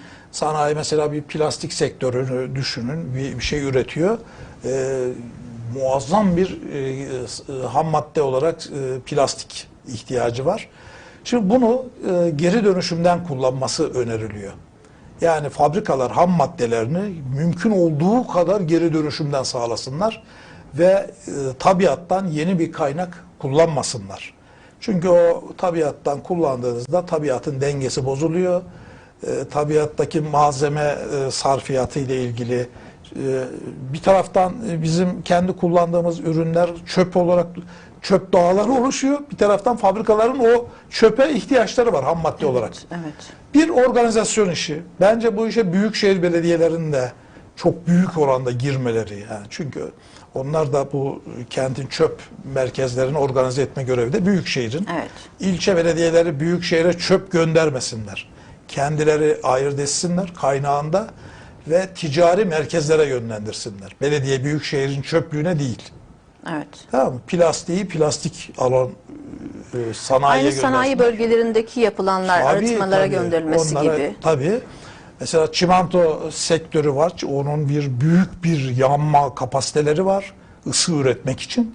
Orada yakılması gereken özellikle çöpler de var yani. Yani özellikle tıp atıkları, yani insan sağlığına çok zararlı olanlar. Onlar ayırt ediliyor. Hepsi teknik olarak biliniyor. Bir organizasyon işi. Yani biz artık kaba çöp depolama işini bırakalım. Ayrıştırmayı başaralım. Ve buradan herkesin faydası var. Peki şimdi şuna da gelmek isterim. Küresel iklim krizinin etkilerini beklenenden daha fazla ve hızlı hissetmeye başladık. Evet. Yani küresel iklim krizi dediğimizde ve bu Paris İklim Anlaşması Yeşil Mutabakat imzalandığında bu konudaki sürecin Avrupa bir miktar farkındaydı belki ama biz bu kadar hızlanacağını ve şu anda yaşadığımız su krizini, yağış krizini göz önüne alırsak 1 aylık suyumuz kaldı. Bunun sonuçlarını bu kadar yakın zamanda göreceğimizi pek beklemiyorduk açıkçası. Evet. Yani 2030'larda beklenen etkiler ve daha sonrasında şu anda 2023'e girdiğimizde bizim karşımıza çıktı. Dolayısıyla bu tüm dünya için sıfır atık, sanayi için sıfır atık ya da tasarruf etme, her konuda tasarruf etme meselesi artık bundan sonraki önemli bir nasıl derler memleket meselesi halinde. Evet. Nasıl bizim için meslek lisesi memleket meselesi ise, güvenlik memleket meselesi ise, tarım memleket meselesi ise artık küresel iklim krizine karşı verilen tüm çaba ve bu noktada yürütülen tüm tasarruf önlemleri de güvenlik bir memleket meselesi değil mi? Kesinlikle. Şimdi bakın tam da bence zamanı seçime gidiyor Türkiye. Bütün siyasi partilerin gündeminde bence yani tamam hükümet sistemi tartışmaları olabilir, yeni önerileriniz olabilir. Yani olabilir. Yani neticede hükümet sistemi dediğiniz mevcut bir veriler var elinizde, eğitim var, sağlık parametreler var. Bunları hangi yöntemle yöneteyim? Neticede eğitimi başaracaksınız, Tabii. Sağlığı başaracaksınız, çevreyi başaracaksınız. Bunu daha hızlı yapabilirsiniz, daha yavaş yapabilirsiniz. Bu neticede bu tercihi. Bir kişi karar verir, 3 kişi karar verir, 5 kişi karar verir. Ama hızlı mı olacak, yavaş mı olacak, hangisi milletin faydasını daha hızlı öne çıkaracak? Bunlar tercihler yani. Ama esas konuşacağımız konu dünyanın geldiği bu iklim noktasında geldiği nokta. Yani biz bir karbon salınımı hedeflerimiz nedir? Türkiye'nin şu anda karbon salınımı sanayisinin ortaya çıkarttığı yapı nedir? Biz buradan nereye gitmektedir? Nasıl? Nereye gitmektedir? Ülke olarak dünyaya bir taahhüdümüz nedir? Verecek miyiz de bir taahhüt? Evet. Diğer dünya ülkeleri ne taahhüt verdi? Bir de bu konuda bir iklim fonu var. Avrupa Birliği'nin oluşturduğu. Bu iklim fonuna Türkiye mesela gelişmiş ülkeler katkı veriyor. Gelişmekte olan ülkeler de oradan fon kullanıyor. Türkiye mevcut sanayisini dönüştürmek için nasıl bir fon kullanacak? Yoksa gelişmiş ülke gibi o fona katkı mı verecek? Değil mi? Yoksa Tabii. o fondan faydalanacak mı? Evet. Bununla ilgili bu dönüşüm projelerimiz ne olacak? Mesela biz çimento sektörünü nasıl dönüştüreceğiz? Demir çelik sektörünü nasıl dönüştüreceğiz? İşte kimya sektörünü nasıl dönüştüreceğiz? Tarımı nasıl dönüştüreceğiz? Bunlarla ilgili yol haritalarımız ne olacak? Bunları toplumun artık farkındalığını artırmak gerekiyor ki toplum da siyasi partiler üzerinde bir baskı oluşturabilsin. Toplumun da bu konudaki yapılabilecekleri, beklentileri, tüm dünyanın ne yaptığına bir bilgilenmeye de ihtiyacı var. Yani toplum şu anda kar yağmıyorsa, yağmur sebebinin yağmıyorsa, neden olduğunu bilmeli. Sebebini sorgulasın toplum. Neden kar yağmıyor, neden yağmur yağmıyor? Bu iklim değişikliğinin bunun üzerinde etkisi var mı yok mu? Dünya bilim insanları bu konuda ne diyor? %99 oranında bu konuda hemfikirler. Sebep iklim değişikliği. İklim değişikliğinin temelinde de karbon salınımı var. Sanayi devriminden sonra başladı bu. Dünyadaki ısınma. Sanayi devriminden önce yok. Sanayi 1850'lerden itibaren dünya ısınmaya başlıyor. Evet. Aynı anda çünkü dünyada karbon salınımı yükselmeye başlıyor. İki grafik birbirine paralel gidiyor ve bu karbon salınımının atmosferde yok olmadığı, atmosferde biriktiği ve güneş ışınlarını hapsettiği, sera etkisi oluşturduğu dünyada çok net. Dünya ısınıyor. Evet. Bütün mücadele bu ısınmayı belli derecenin altında tutabilir miyiz, tutamaz mıyız? Dünyadaki şu anda gayret o. İşte bunun için bir karbon ticaret sistemi var. Bunları ileride konuşalım detaylarını. Yani siz karbon salınımını azaltamıyorsanız ticaretiniz de bundan zarar görecek artık. Ya bir bedel ödeyeceksiniz ya bu karbon salınımını azaltıcı yatırımlar yapacaksınız. Güneş, yenilenebilir enerji yatırımları falan. Yani çok karmaşık sistemlere giriyor dünya. Buna biz fikir olarak, bilgi olarak direkt dahil olmalıyız. Sanayicilerimiz, gençlerimiz, bütün işçilerimiz, emekçilerimiz bu yeni sistemden haberdar olmalı ve siyasi partilerimiz de bu konuyu öne çıkarmaları gerekiyor. Almalı. Lütfen yani böyle yani sıradan anayasa vesaire tamam önemli onlar, hukuk, ama Türkiye'nin kapısında bir susuzluk sorunu var. Bakın Marmara bölgesi meteoroloji haritalarında Marmara bölgesi tamamen kıpkırmızı gözüküyor. Aşırı bir ısınma var Marmara bölgesinde. Neden? Biz bütün sanayimizi Marmara'ya topladık.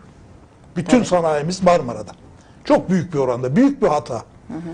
Biz bu sanayiyi Anadolu'ya yaymalıyız. Hızlıca. Bakın Türkiye'nin önündeki hedef bu olmalı. Bütün bu sanayi koridorlarını oluşturmalıyız. Doğru bu koridorlar hepsi limanlara bağlanmalı. Hepsinin altyapısıyla, enerji bağlantısıyla vesairesiyle bir dengeye oturmalı. Bir nefes almalı. Hem Marmara Denizi hem Marmara Denizi etrafındaki şehirler. Boğulmak üzere hepsi. Nüfus artışı hepsi limitlerinin üstünde bir nüfusa sahip. Kapasitelerin üstünde. Bakın İstanbul'un barajları da yetmiyor. Kocaeli'nin barajı da yetmiyor. Bursa'nın barajı da yetmiyor. Ya bunu sanayicilerimizin de bir farkındalık oluşturmaları lazım. Yani daha bu bölgelere yeni sanayi projeleri yapmamaları lazım. Değil mi? Mevcut kirletici sanayileri de hızla taşımamız lazım. Ve biz aslında burada hala Teknosap, Kobisiyat hala sanayi bölgeleri konuşuyoruz. Ya biz kimse sanayiye karşı değil. Bakın biraz önce konuştuk. Savunma sanayinde yüksek katma değerli müthiş. O tür sanayilere de Bursa'da yer açmalı. Ama artık biz kumaş boyayarak başka bir kirletici sanayilerle uğraşarak kimya sektörüyle vesaireyle yani bu şehir elden gidiyor. İstanbul gidiyor. Biz buraları artık turizm üzerinden para kazanmalıyız. Yüksek katma değerli, döviz girdisi olmayan ama döviz geliri oluşturan, tamam, turizme, eğitime ve sağlık turizmine ağırlıklı olarak bu şehirleri açmalıyız. Bu bölgenin, dünyanın eğitim merkezi olsun burası. Yüksek nitelikli eğitim yapılan bölgesi olsun. Ve nitelikli sağlık hizmeti veren bölge olsun. Bilim merkezleri olsun. Ve muhteşem bizim tarih ve turizm diğer alanlardaki turizm potansiyelimizi kullanalım. Ya buraları sanayi bölgesi olarak planlamayalım artık ya. Sanayi bölgemiz bizim Ankara'dan Eskişehir'e kadar, Eskişehir'den Bozüyük'e kadar, Bozüyük'ten Kütahya'ya kadar, Afyon'a kadar o vadilerin tamamını yollara ve demir yollarına paralel bir şekilde sanayi koridorları yapabiliriz. Bunu lütfen Türkiye gündemine alsın, Marmara şehirlerini kurtaralım. Evet, değil tamam mi? Bu çok önemli bir şey ya. Ve biz de bunu Sayın Yalçın programlarda gündeme getirmeye, çok önemli bir şey devam edelim. Evet. Yani iklim değişikliğiyle böyle bir çıkışa ihtiyacı var Türkiye'nin. Evet, bu plan... yeni bir sanayi planlaması, yeni bir sanayi konumlanması. Bunun finansman planı da kolay. Hiçbir zorluğu yok. Yeter ki niyet edelim. Bu yapılırken Türkiye'nin ihtiyacı olan sanayideki dijital dönüşümü de yapabiliriz. Evet. Yeşil OSB dönüşümlerini de yapabiliriz.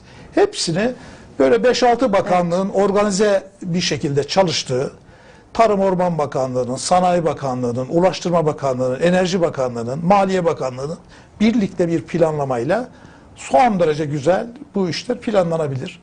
Gayrimenkul yatırım ortaklıkları, yatırım fonlarıyla finansmanını destekleyerek harika çözümler üretilir ve sosyal konut projeleriyle birlikte bu nüfus da oralara taşınır ve çok güzel olur. Hepsi liman bağlantılı, ihracatında hiçbir lojistik sorun yaşamayacak, altyapısı güçlü sanayi bölgeleri, sanayi vadileri, sanayi koridorları. Ve evet, oraların halklarının da yaşayan insanların da zenginleşmesi. Bölgesel gelir farklılıklarını da ortadan, kalkınma farklılıklarını da ortadan kaldıracak. Son derece önemli bir şey yani. Ve Türkiye'nin gerçekten geleceği değişir. Yani ezbere yapmayalım, günlük kararlarla bu şehirleri bloke etmeyelim. İklim değişikliği, bakın meteoroloji haritalarına herkes baksın. Marmara bölgesi kıpkızıl gözüküyor yani. Doğru. Yani neredeyse çölleşme şeyleri var yani. Çok tehlikeli. Bu yeşil bölgeye bunu yapma hakkımız yok yani. Evet, evet, doğru. Evet sevgili izleyiciler, sıradaki haberimiz Hazine ve Maliye Bakanı Nurettin Nebati, enflasyondaki düşüş eğilimi devam edecek dedi. Hazine ve Maliye Bakanı Nurettin Nebati, İstanbul'da katıldığı bir toplantıda ekonomiyle ilgili değerlendirmelerde bulundu. Tek problemimiz var. Enflasyon. O da son 2 aydır düşüş eğiliminde. Ve bu düşüş eğilimi devam edecektir. Zira küresel emtia fiyatlarında normalleşme başladı. Kurlardaki oynaklık azaldı. Üretici fiyatlarının tüketici enflasyonu üzerindeki artırıcı etkisi azaldı. Beklentilerde iyileşme başladı. Artık iş dünyamızda enflasyonla mücadelemize fiyat sabitleme, hatta indirim yaparak destek oluyor. Sizleri ve tüm iş dünyamızı da sabit fiyatlama kampanyamıza destek vermeye davet ediyorum. Nebati yurt dışına çıkış harcını kaldıracağını söyleyen CHP lideri Kemal Kılıçdaroğlu'na da yanıt verdi. Yurt dışına çıkış harcını kapatacağım. Kaldıracağım. Ya iddia mı ediyorsun? Çık rakamlarımı konuş. Hani rakamlar gerçeği söylüyordu?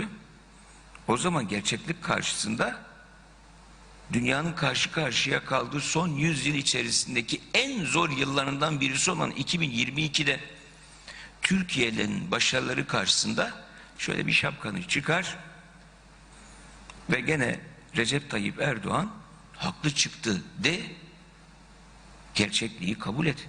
Bakan Nebati bu yıl trafiğe çıkması planlanan Türkiye'nin otomobili TOG'la ilgili de konuştu. Yerli ve milli aracımız TOG'u tamamen malum elektrikli şekilde tasarladık. İnşallah yakında yollarımızda görmeye başlayacağız. Özel tüketim vergisi oranı %10 olan elektrikli otomobillerin kapsamını genişlettik. Elektrikli Evet, Sayın Bakan Nebati'nin de söylediği gibi tek problemimiz enflasyon. 2 aydır da düşüş eğiliminde. Bu tabii yüksek beklentileri biraz olumlayan bir durum 2 aydır düşüş eğiliminde olması. Evet. Ama bu düşüş eğiliminin temel sebepleri acaba gerçekçi mi, sürdürülebilir mi, yoksa seçim öncesi yapılan yatırımlarla doğru orantılı mı diye bir sormak isterim size. Çünkü seçim sonrası için de verilen bir enflasyon beklenti süreci var. 2023'ün sonuna kadar %30'ları bulan, sonrasında 2024'te %20'lere ineceği anlamında bir beklenti var. Şimdi enflasyon tabii bir ekonomide hiç istenmeyen, çok tehlikeli bir başlık. Yani bütün ekonomistler enflasyonu yükseltmeyecek çözümler üzerinde hep çalışırlar. Çünkü enflasyon çok haksız bir vergidir. Yani herkesin cebinden hiç farkında olmadan satın alma gücünü alır götürür yani. Şu anda yaşıyoruz zaten. Daha önce 100 liraya aldığınız bir ürünü bir bakarsınız 200 lira istiyor, yani 300 lira. Ben bugün bile her gün yaşıyorum ya şu anda. Hepimiz. Hayretler içinde kalıyorum. Yani böyle hani Çok basit ürünlerde bile, çok ucuz ürünlerde bile. bir restoranta gidiyorsunuz mesela. Daha önce bir ödediğiniz fiyat var. Aynı şeyleri yiyorsunuz. 3 katı bir hesap çıkıyor size yani şu anda. Yani 150 lira verdiğimiz aslında bir şey 500 lira şimdi istiyorlar. Evet, aynen falan. öyle. Şimdi bu enflasyon, bunun adı hayat pahalılığı hatta. Çünkü gelirler o kadar artmayınca, gelirler artmadığı bir ortamda fiyatlar bu kadar arttığında tabii hayat pahalılığı konuşulmaya başlanıyor. Şimdi baz etkisi nedeniyle bir düşüş yaşandı 20 puan birden enflasyonda. Bu bir müddet böyle bir iniş olacak ama ikinci bir başlık da girdilerdeki kur artışına dayalı maliyet enflasyonu süreci de biraz durdu şu anda. Yani bizim kurlarımız aynı yerde durduğu için oradan kaynaklanan bir maliyet enflasyonu baskısı yok. Ama dünyadan gelen bir enflasyon etkisi olabilir. Ama gıda fiyatlarında orada da son Aralık ayında falan bir düşüş oldu. %1 falan böyle bir düşüş var. Aslında yavaş yavaş dünya normalleşiyor. Yani biraz bir durgunluk beklentileri var Avrupa'da ve Amerika'da. Onun dışında böyle bir aşırı pandemi dönemindeki tedarik süreçleri, lojistik süreçleri, petrol krizi, ya bu böyle aşırı kaos ortamından çıktı dünya ekonomisi. Aslında şöyle diyebilir miyiz? Pandeminin hemen sonrasında Rus-Ukrayna savaşı ile beraber çok daha büyük bir olumsuzluk bekliyorduk aslında ve bu Rus-Ukrayna savaşı beklendiği kadar çok etki de yaratmadı sanıyorum ekonomide. Yani özellikle o savaştan sonra oluşan tahıl krizi, tahıl koridoru meselesinin Avrupa'da yaratacağı resesyonun öne çekeceği ve bu resesyonun etkisiyle sanayileşme, sanayi sürecinde, vatandaşın ihracat sürecinde, Türkiye için konuşuyorum, daha büyük bir sıkıntı olacağı söylentisi vardı. Evet, siparişler azalmaya başladı bir miktar ama o beklendiği kadar büyük bir resesyon yaşanmadı diye düşünüyoruz. Evet, yani ona da Avrupa ve Amerika merkez bankaları dikkat ediyor. Yani aşırı bir sıkılaştırma yaptığınızda o resesyonun olacağını biliyorlar. Ona da dikkat ediyorlar. Yani para arzı açısından. Tabii Maliye Bakanımız bütçeyle ilgili de gerçekleşmeleri açıkladı. 2022 bütçesiyle ilgili isterseniz ona da biraz çok iyi olur, çok sevinirim. Şimdi bütçe dediğiniz netice bir tarafında gelirler var, bir tarafında giderler var ve bütçe açığı ya da fazlası, bütçe dengesi açıklanıyor sonuç itibariyle. 2022 bütçe giderleri 2.941 milyar TL olarak gerçekleşti. 2.941 bütçe gideri. Geliri de 2.802 milyar TL olarak açıklandı. 139 milyar TL açık verdi. Cari açığımız var. Bu da milli gelire oranı %1 seviyesinde. Bu aslında bir önceki yıla göre çok önemli bir düşüş. %1 son derece normal kabul edilir. Yani ekonomik parametrelerde. Burada tabii bütçe gelirleri %83 artmış, bütçe giderleri de %99 artmış. Bir ek bütçe de var bunun içinde tabii. Hepsi global olarak değerlendiriliyor. Böyle bir sonuç ortaya gelmiş. Bir faiz dışı fazla da 171 milyar lira olarak hesaplanmış. Şimdi güzel. Bu bütçe gelirleri %99 nasıl arttı diye. Ne oldu da arttı yani bütçe gelirleri? Buna şöyle bir detayına baktığınızda hangi başlıklar bir anda bu fiyat artışları başladığında marketlerde falan insanlar biraz satın almalarını öne çektiler. Yani böyle evlere stoklar yapıldı falan. Gıda maddeleri. Evet, yılbaşı öncesi de yapıldı aynı şey mesela. Bu aşırı alışveriş nedeniyle şirketlerde bir ciddi kar patlaması yaşandı. Evet. 2022'de çok büyük bir kar oluştu. Ve kurumlar vergisi ödemeleri çok ciddi bir şekilde yükseldi. %185 arttı kurumlar vergisi. Bir de Türkiye'nin tabii geçen haftalarda konuştuk. Dış ticaret açığı oluştu. Çok yüksek. Bu döviz kurunu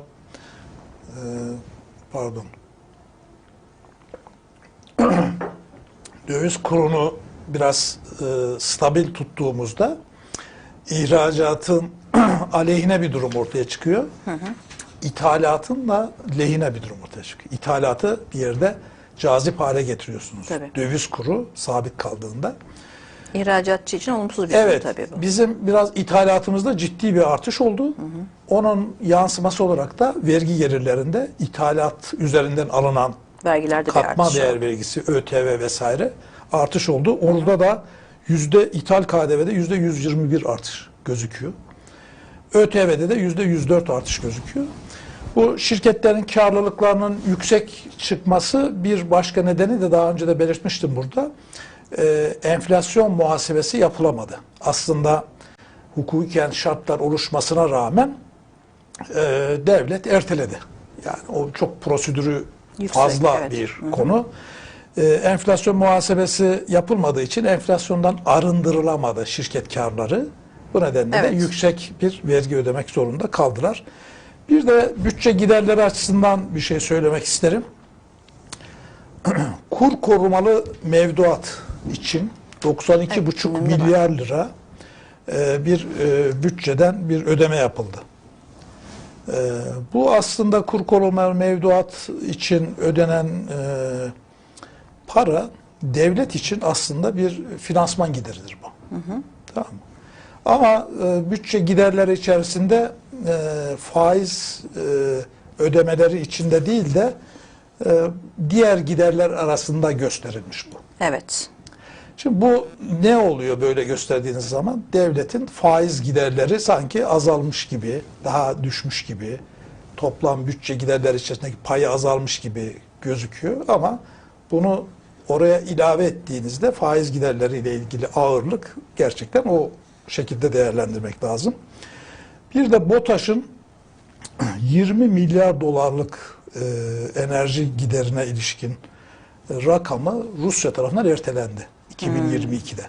Dolayısıyla 2022 bütçesinde Aslında bir de o olsaydı. enerji gideri olarak görünmesi gereken rakam görünmedi. Bunun TL karşılığı yaklaşık 250 milyar TL. Tamam. Çok büyük bir rakam. Bütçe giderlerinden bunu da çıkarmış olduk.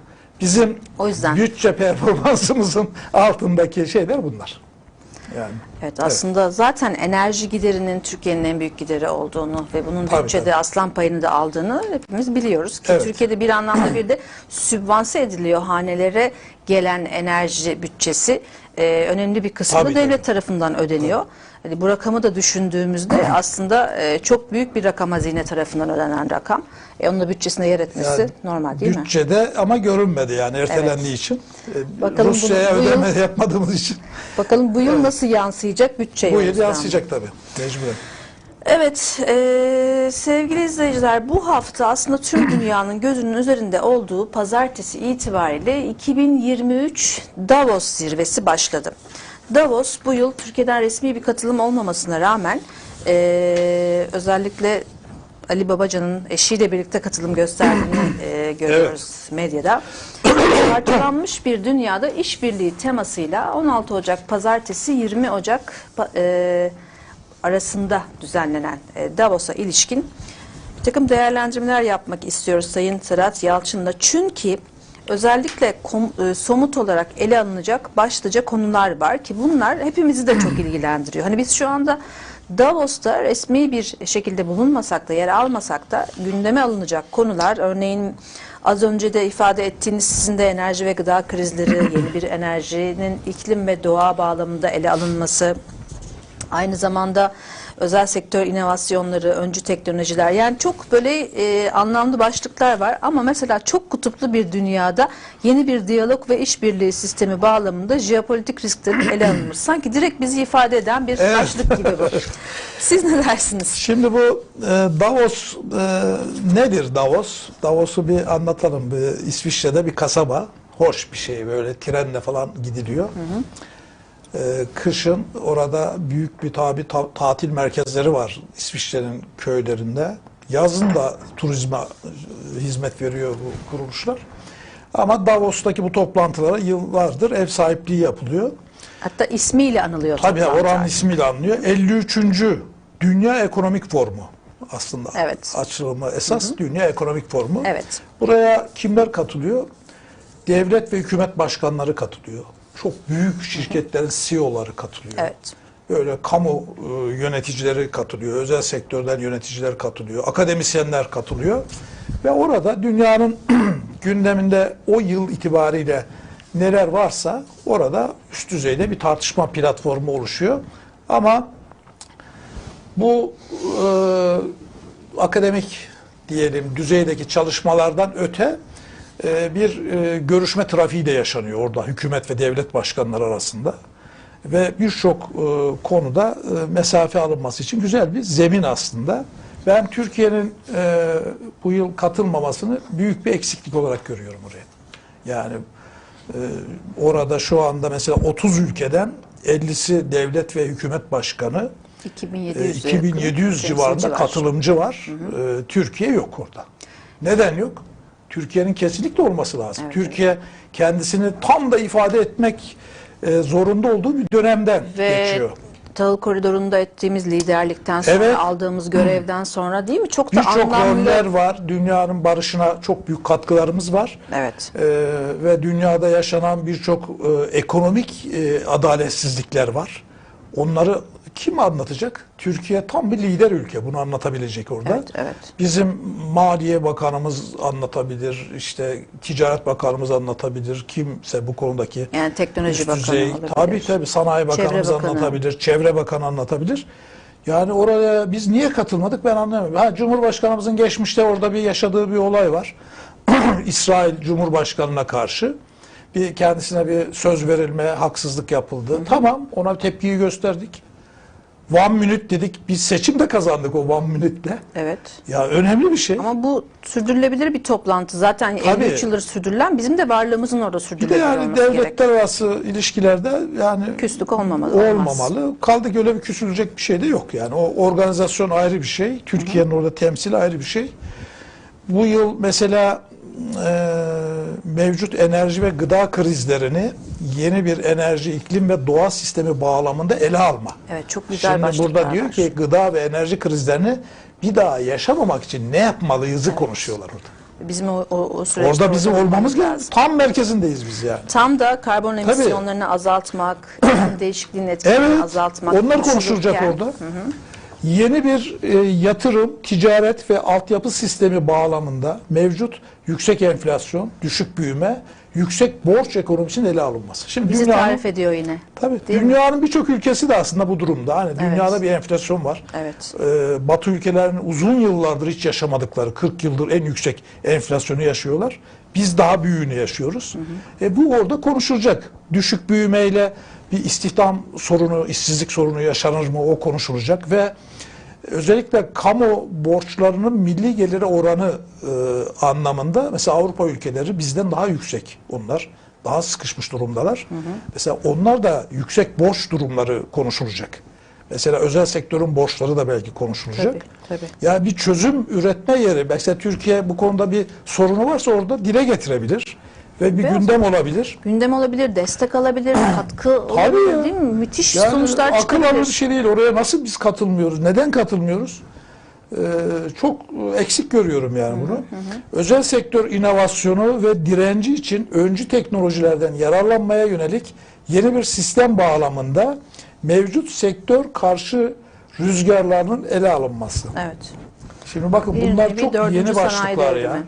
Özel sektör inovasyonu ve direnci. Tabii. Şimdi demek ki inovasyona özel sektörde bir direnç yaşanıyor. Evet, değil mi? Tabii bunu konuşalım diyor ya. Bu çünkü direnç neden yaşanıyor? Muhtemelen çok Mevcut- büyük istihdam azaltması yaşanabilir. Ya da mevcut işten kazanılan belli bir para varken onun değişimini sağlamak Evet, çok kolay değil. Daha direnç önce de yani. yaşandı Tabii bunlar tabii, çünkü. direnç var. Şimdi onları şey yapalım diyor, konuşalım. Gündeme Yeni bir getirelim. iş, beceri, bakım sistemi bağlamında mevcut sosyal güvenlik açıklarının ele alınması. Bakın. Demek ki Sosyal tüm dünyada güvenlik. var. Sadece ülkemizde yok bu konuda Var eksiklik. tabii, var. Sosyal güvenlik açıkları için iş tanımlarını yeniden yapalım diyor. Yeni bir iş, beceri ve bakım sistemi. Ve buradaki ana başlık da yaşam maliyeti krizinin ortasında birçok iş kategorisinde reel ücretlerin düşmesinden yola çıkarak bu hareketle Tabii. başlıyor bunu. Çünkü işsizlik baskısı, sosyal baskı ve son dönemde ortaya çıkan evden çalışma modelinin iş hayatına yansıması ve işsizliğe etkisi Yeni aslında. pandemi sonrası ortaya çıkan istihdam piyasası ile ilgili yeni durumlar var. Aynen öyle. Bence muhteşem başlıklar Evet, yani evet, şu değil anda mi? ve çözüm odaklı başlıklar. Çok kutuplu bir dünyada yeni bir diyalog ve işbirliği sistemi bağlamında mevcut jeopolitik risklerin ele alınması. Bu da özellikle Rusya-Ukrayna savaşı orada çerçevesinde de kutuplaşmaya düzenlenmiş oluştu. durumda. Çünkü Avrupa'nın göbeğinde ve Avrupa'yı çok büyük bir riske sokan, tüm Avrupa uluslarını riske sokan bir savaş aslında. bu. Yeni bir diyalog ve işbirliği sistemi diyor. Bak yani. Çok güzel. Aslında 2023 çok güzel hareketlere gebe ve bizim Tabii. orada olmamız, çok başlıkta hatta orada olmamız şart. Evet. Yani çok savunma önemli. anlamında ekonomi, çevre, jeopolitik, dış politika, Yani her anlamda Yani orada olmalıydık. bu Davos konusunda bence devlette bunu izleyen var muhtemelen mutlaka, çeşitli tabii, bakanlıklarda tabii. ama Takipte olduğumuz kesin. daha yoğunlaşmamız gerektiğine inanıyorum ben. Çünkü günceli kaçırmamamız açısından. Güncel. Yani bütün ve 40-50 devletin başkanı orada. Bir sürü CEO'lar orada. Bizim orada Büyük olmamız işbirlikleri, büyük bir fayda da yaratılabilirdi orada aslında. Kendimizi iyi ifade etme anlamında. Tabii. Hatta belki oraya gittiğimizde büyük bir alkışla da karşılanabilirdik. Özellikle savaş konusunda tahıl koridorunda yaptığımız çalışmalar dolayısıyla ciddi şekilde Avrupa'ya da etkiledi. Sayın Babacan gitmiş. Tebrik ederim ben kendisini. Biraz önce eleştirdik savunma sanayi ile ilgili görüşleri nedeniyle ama bu hareketi güzel. Evet. Bence diğer partilerin de temsilcileri gitmesinde büyük yarar var. Değil mi? Ne kadar çok katılım o kadar çok Tabii, ülkemiz tabii. adına fayda aslında. Evet sevgili izleyiciler, geçtiğimiz günlerde CHP lideri Kılıçdaroğlu özel bir televizyon kanalında bir gazetecinin konuğu oldu ve bu esnada televizyon programında yayınlanan bir alt reklamla ilgili, bir bant reklamla ilgili bir gündem oluştu.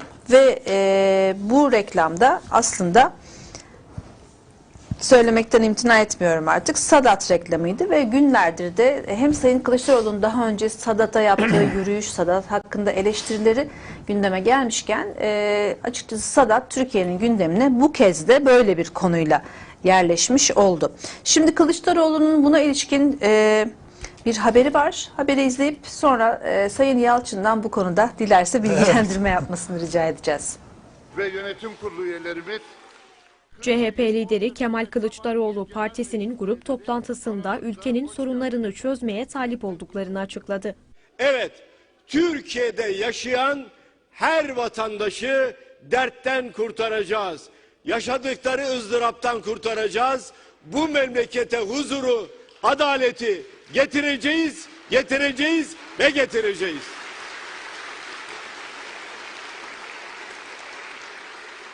Hiç kimse merak etmesin. Hiç kimse merak etmesin. Türkiye güçlü bir ülke. Beraber çalıştığımız süre içinde sorunları bize aktardığınız zaman her sorununuzu not alıyoruz. İşin uzmanlarıyla beraber oturuyoruz. Bu sorun nasıl çözülür diye uzun uzun tartışıyoruz. Dolayısıyla ürettiğimiz çözümler masa başı çözümler değil. Kılıçdaroğlu katıldığı televizyon programında banttan yayınlanan reklamı da bir tehdit olarak değerlendirdi. Silahlı insanların olduğu reklamla güya beni tehdit ediyorlar. O resimdeki mesaj net. Sizin için geleceğiz diyorlar. Benim için beyefendiler geleceklermiş. Kılıçdaroğlu tehditlerden korkmadıklarını da söyledi. Be çakallar, siz mi beni korkutacaksınız? Sizin önünüze diz çöküp yaşamaktansa ayakta ölmeyi tercih ederim.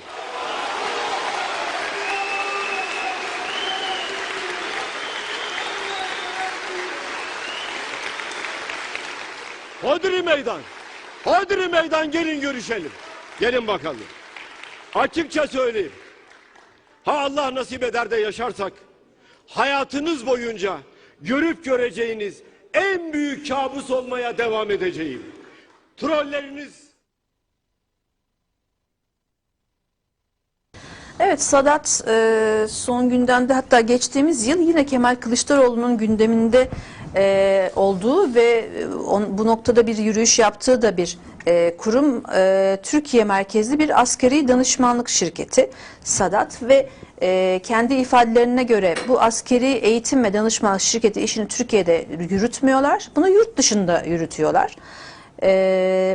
2012 yılında emekli Tuğgeneral Adnan Tanrıverdi tarafından kurulmuş bir firma. Tabii bu noktada pek çok Sadat hakkında söylem var. Pek çok basına yansıyan, kamuoyuna yansıyan farklı iddia da var. Bugün bir başka gazeteci ismini de anmaktan sıkıntı duymuyorum. Cüneyt Özdemir'in konuk aldığı bir isim bugün oğlu ve özellikle bu konuya ilişkin bu röportajda özellikle mi yer alıp özellikle mi konumlandırıldığı dair de sorulara cevap verdi.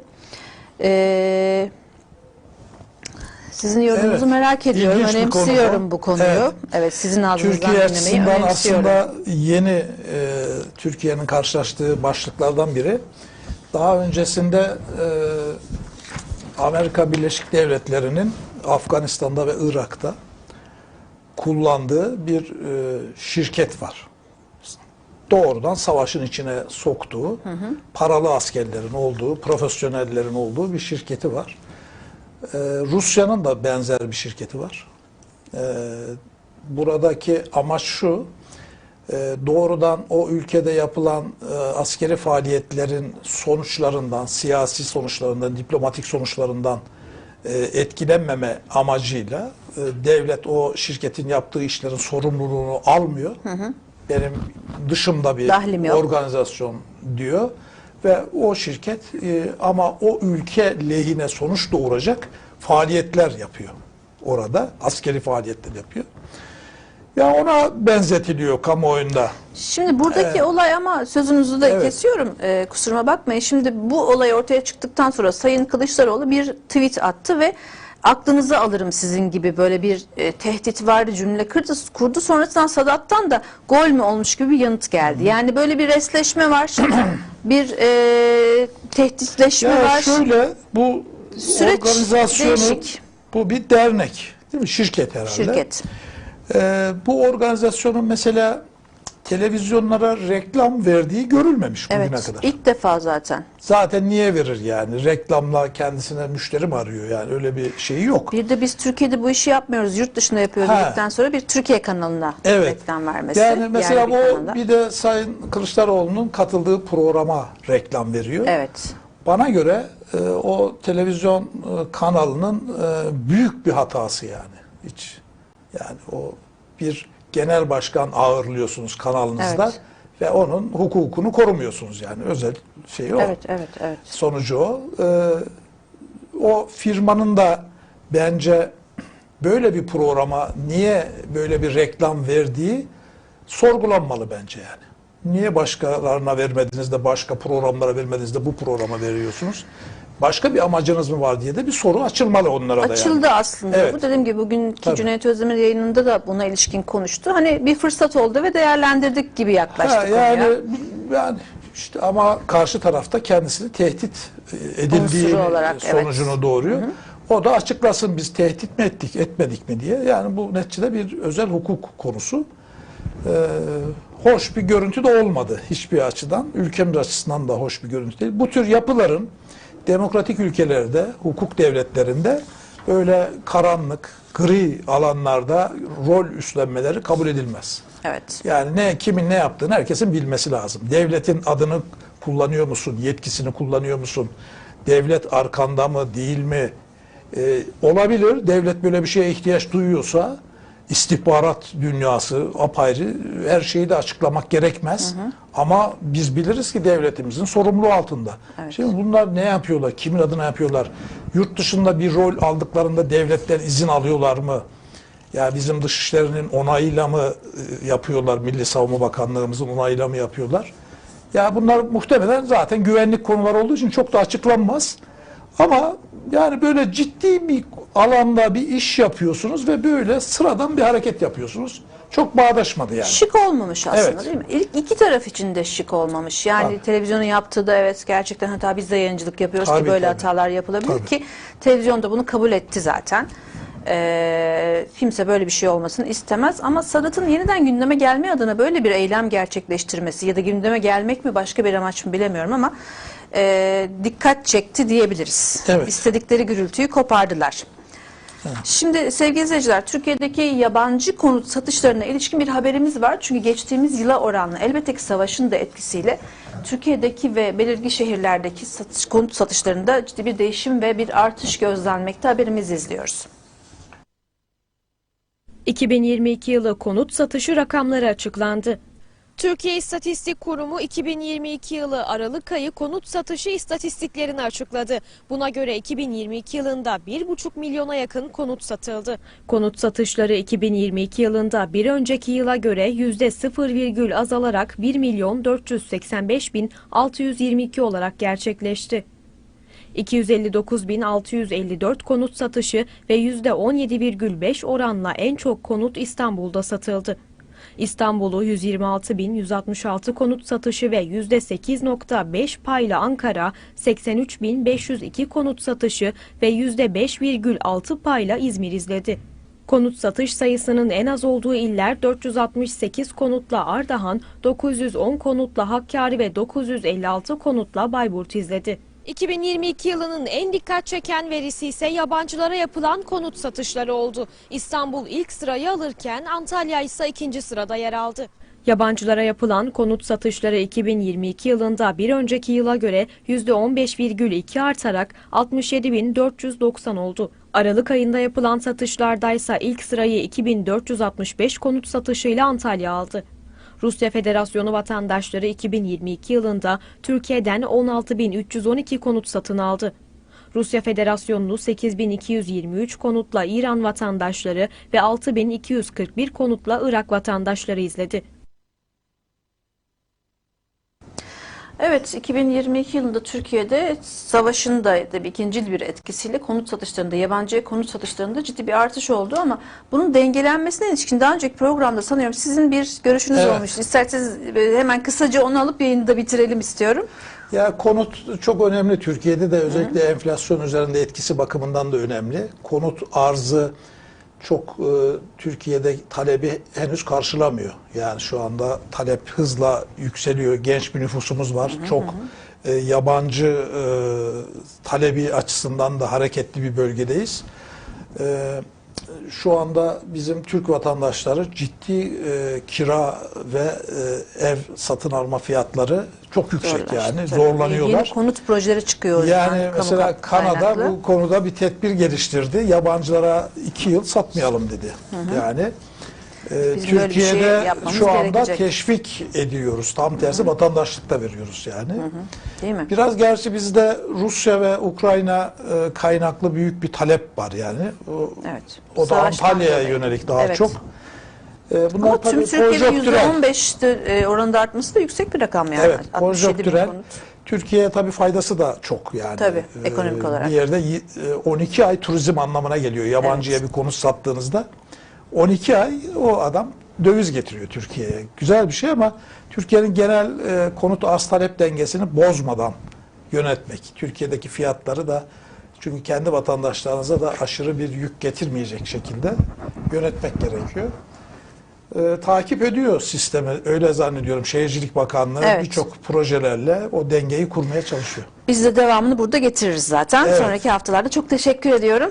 Ben teşekkür ediyorum. Sağ olun. Evet sevgili izleyiciler, Sayın Sedat Yalçın'ın da yorumlarıyla Neslihan Çelik Alkoçlar canlı haber bugün de sona erdi. Yarın aynı saatte canlı yayında sizlerle yeni yorumcu ve konuklarımızla birlikte olacağız. Bu akşamlık bu kadar. Görüşmek üzere. İyi akşamlar.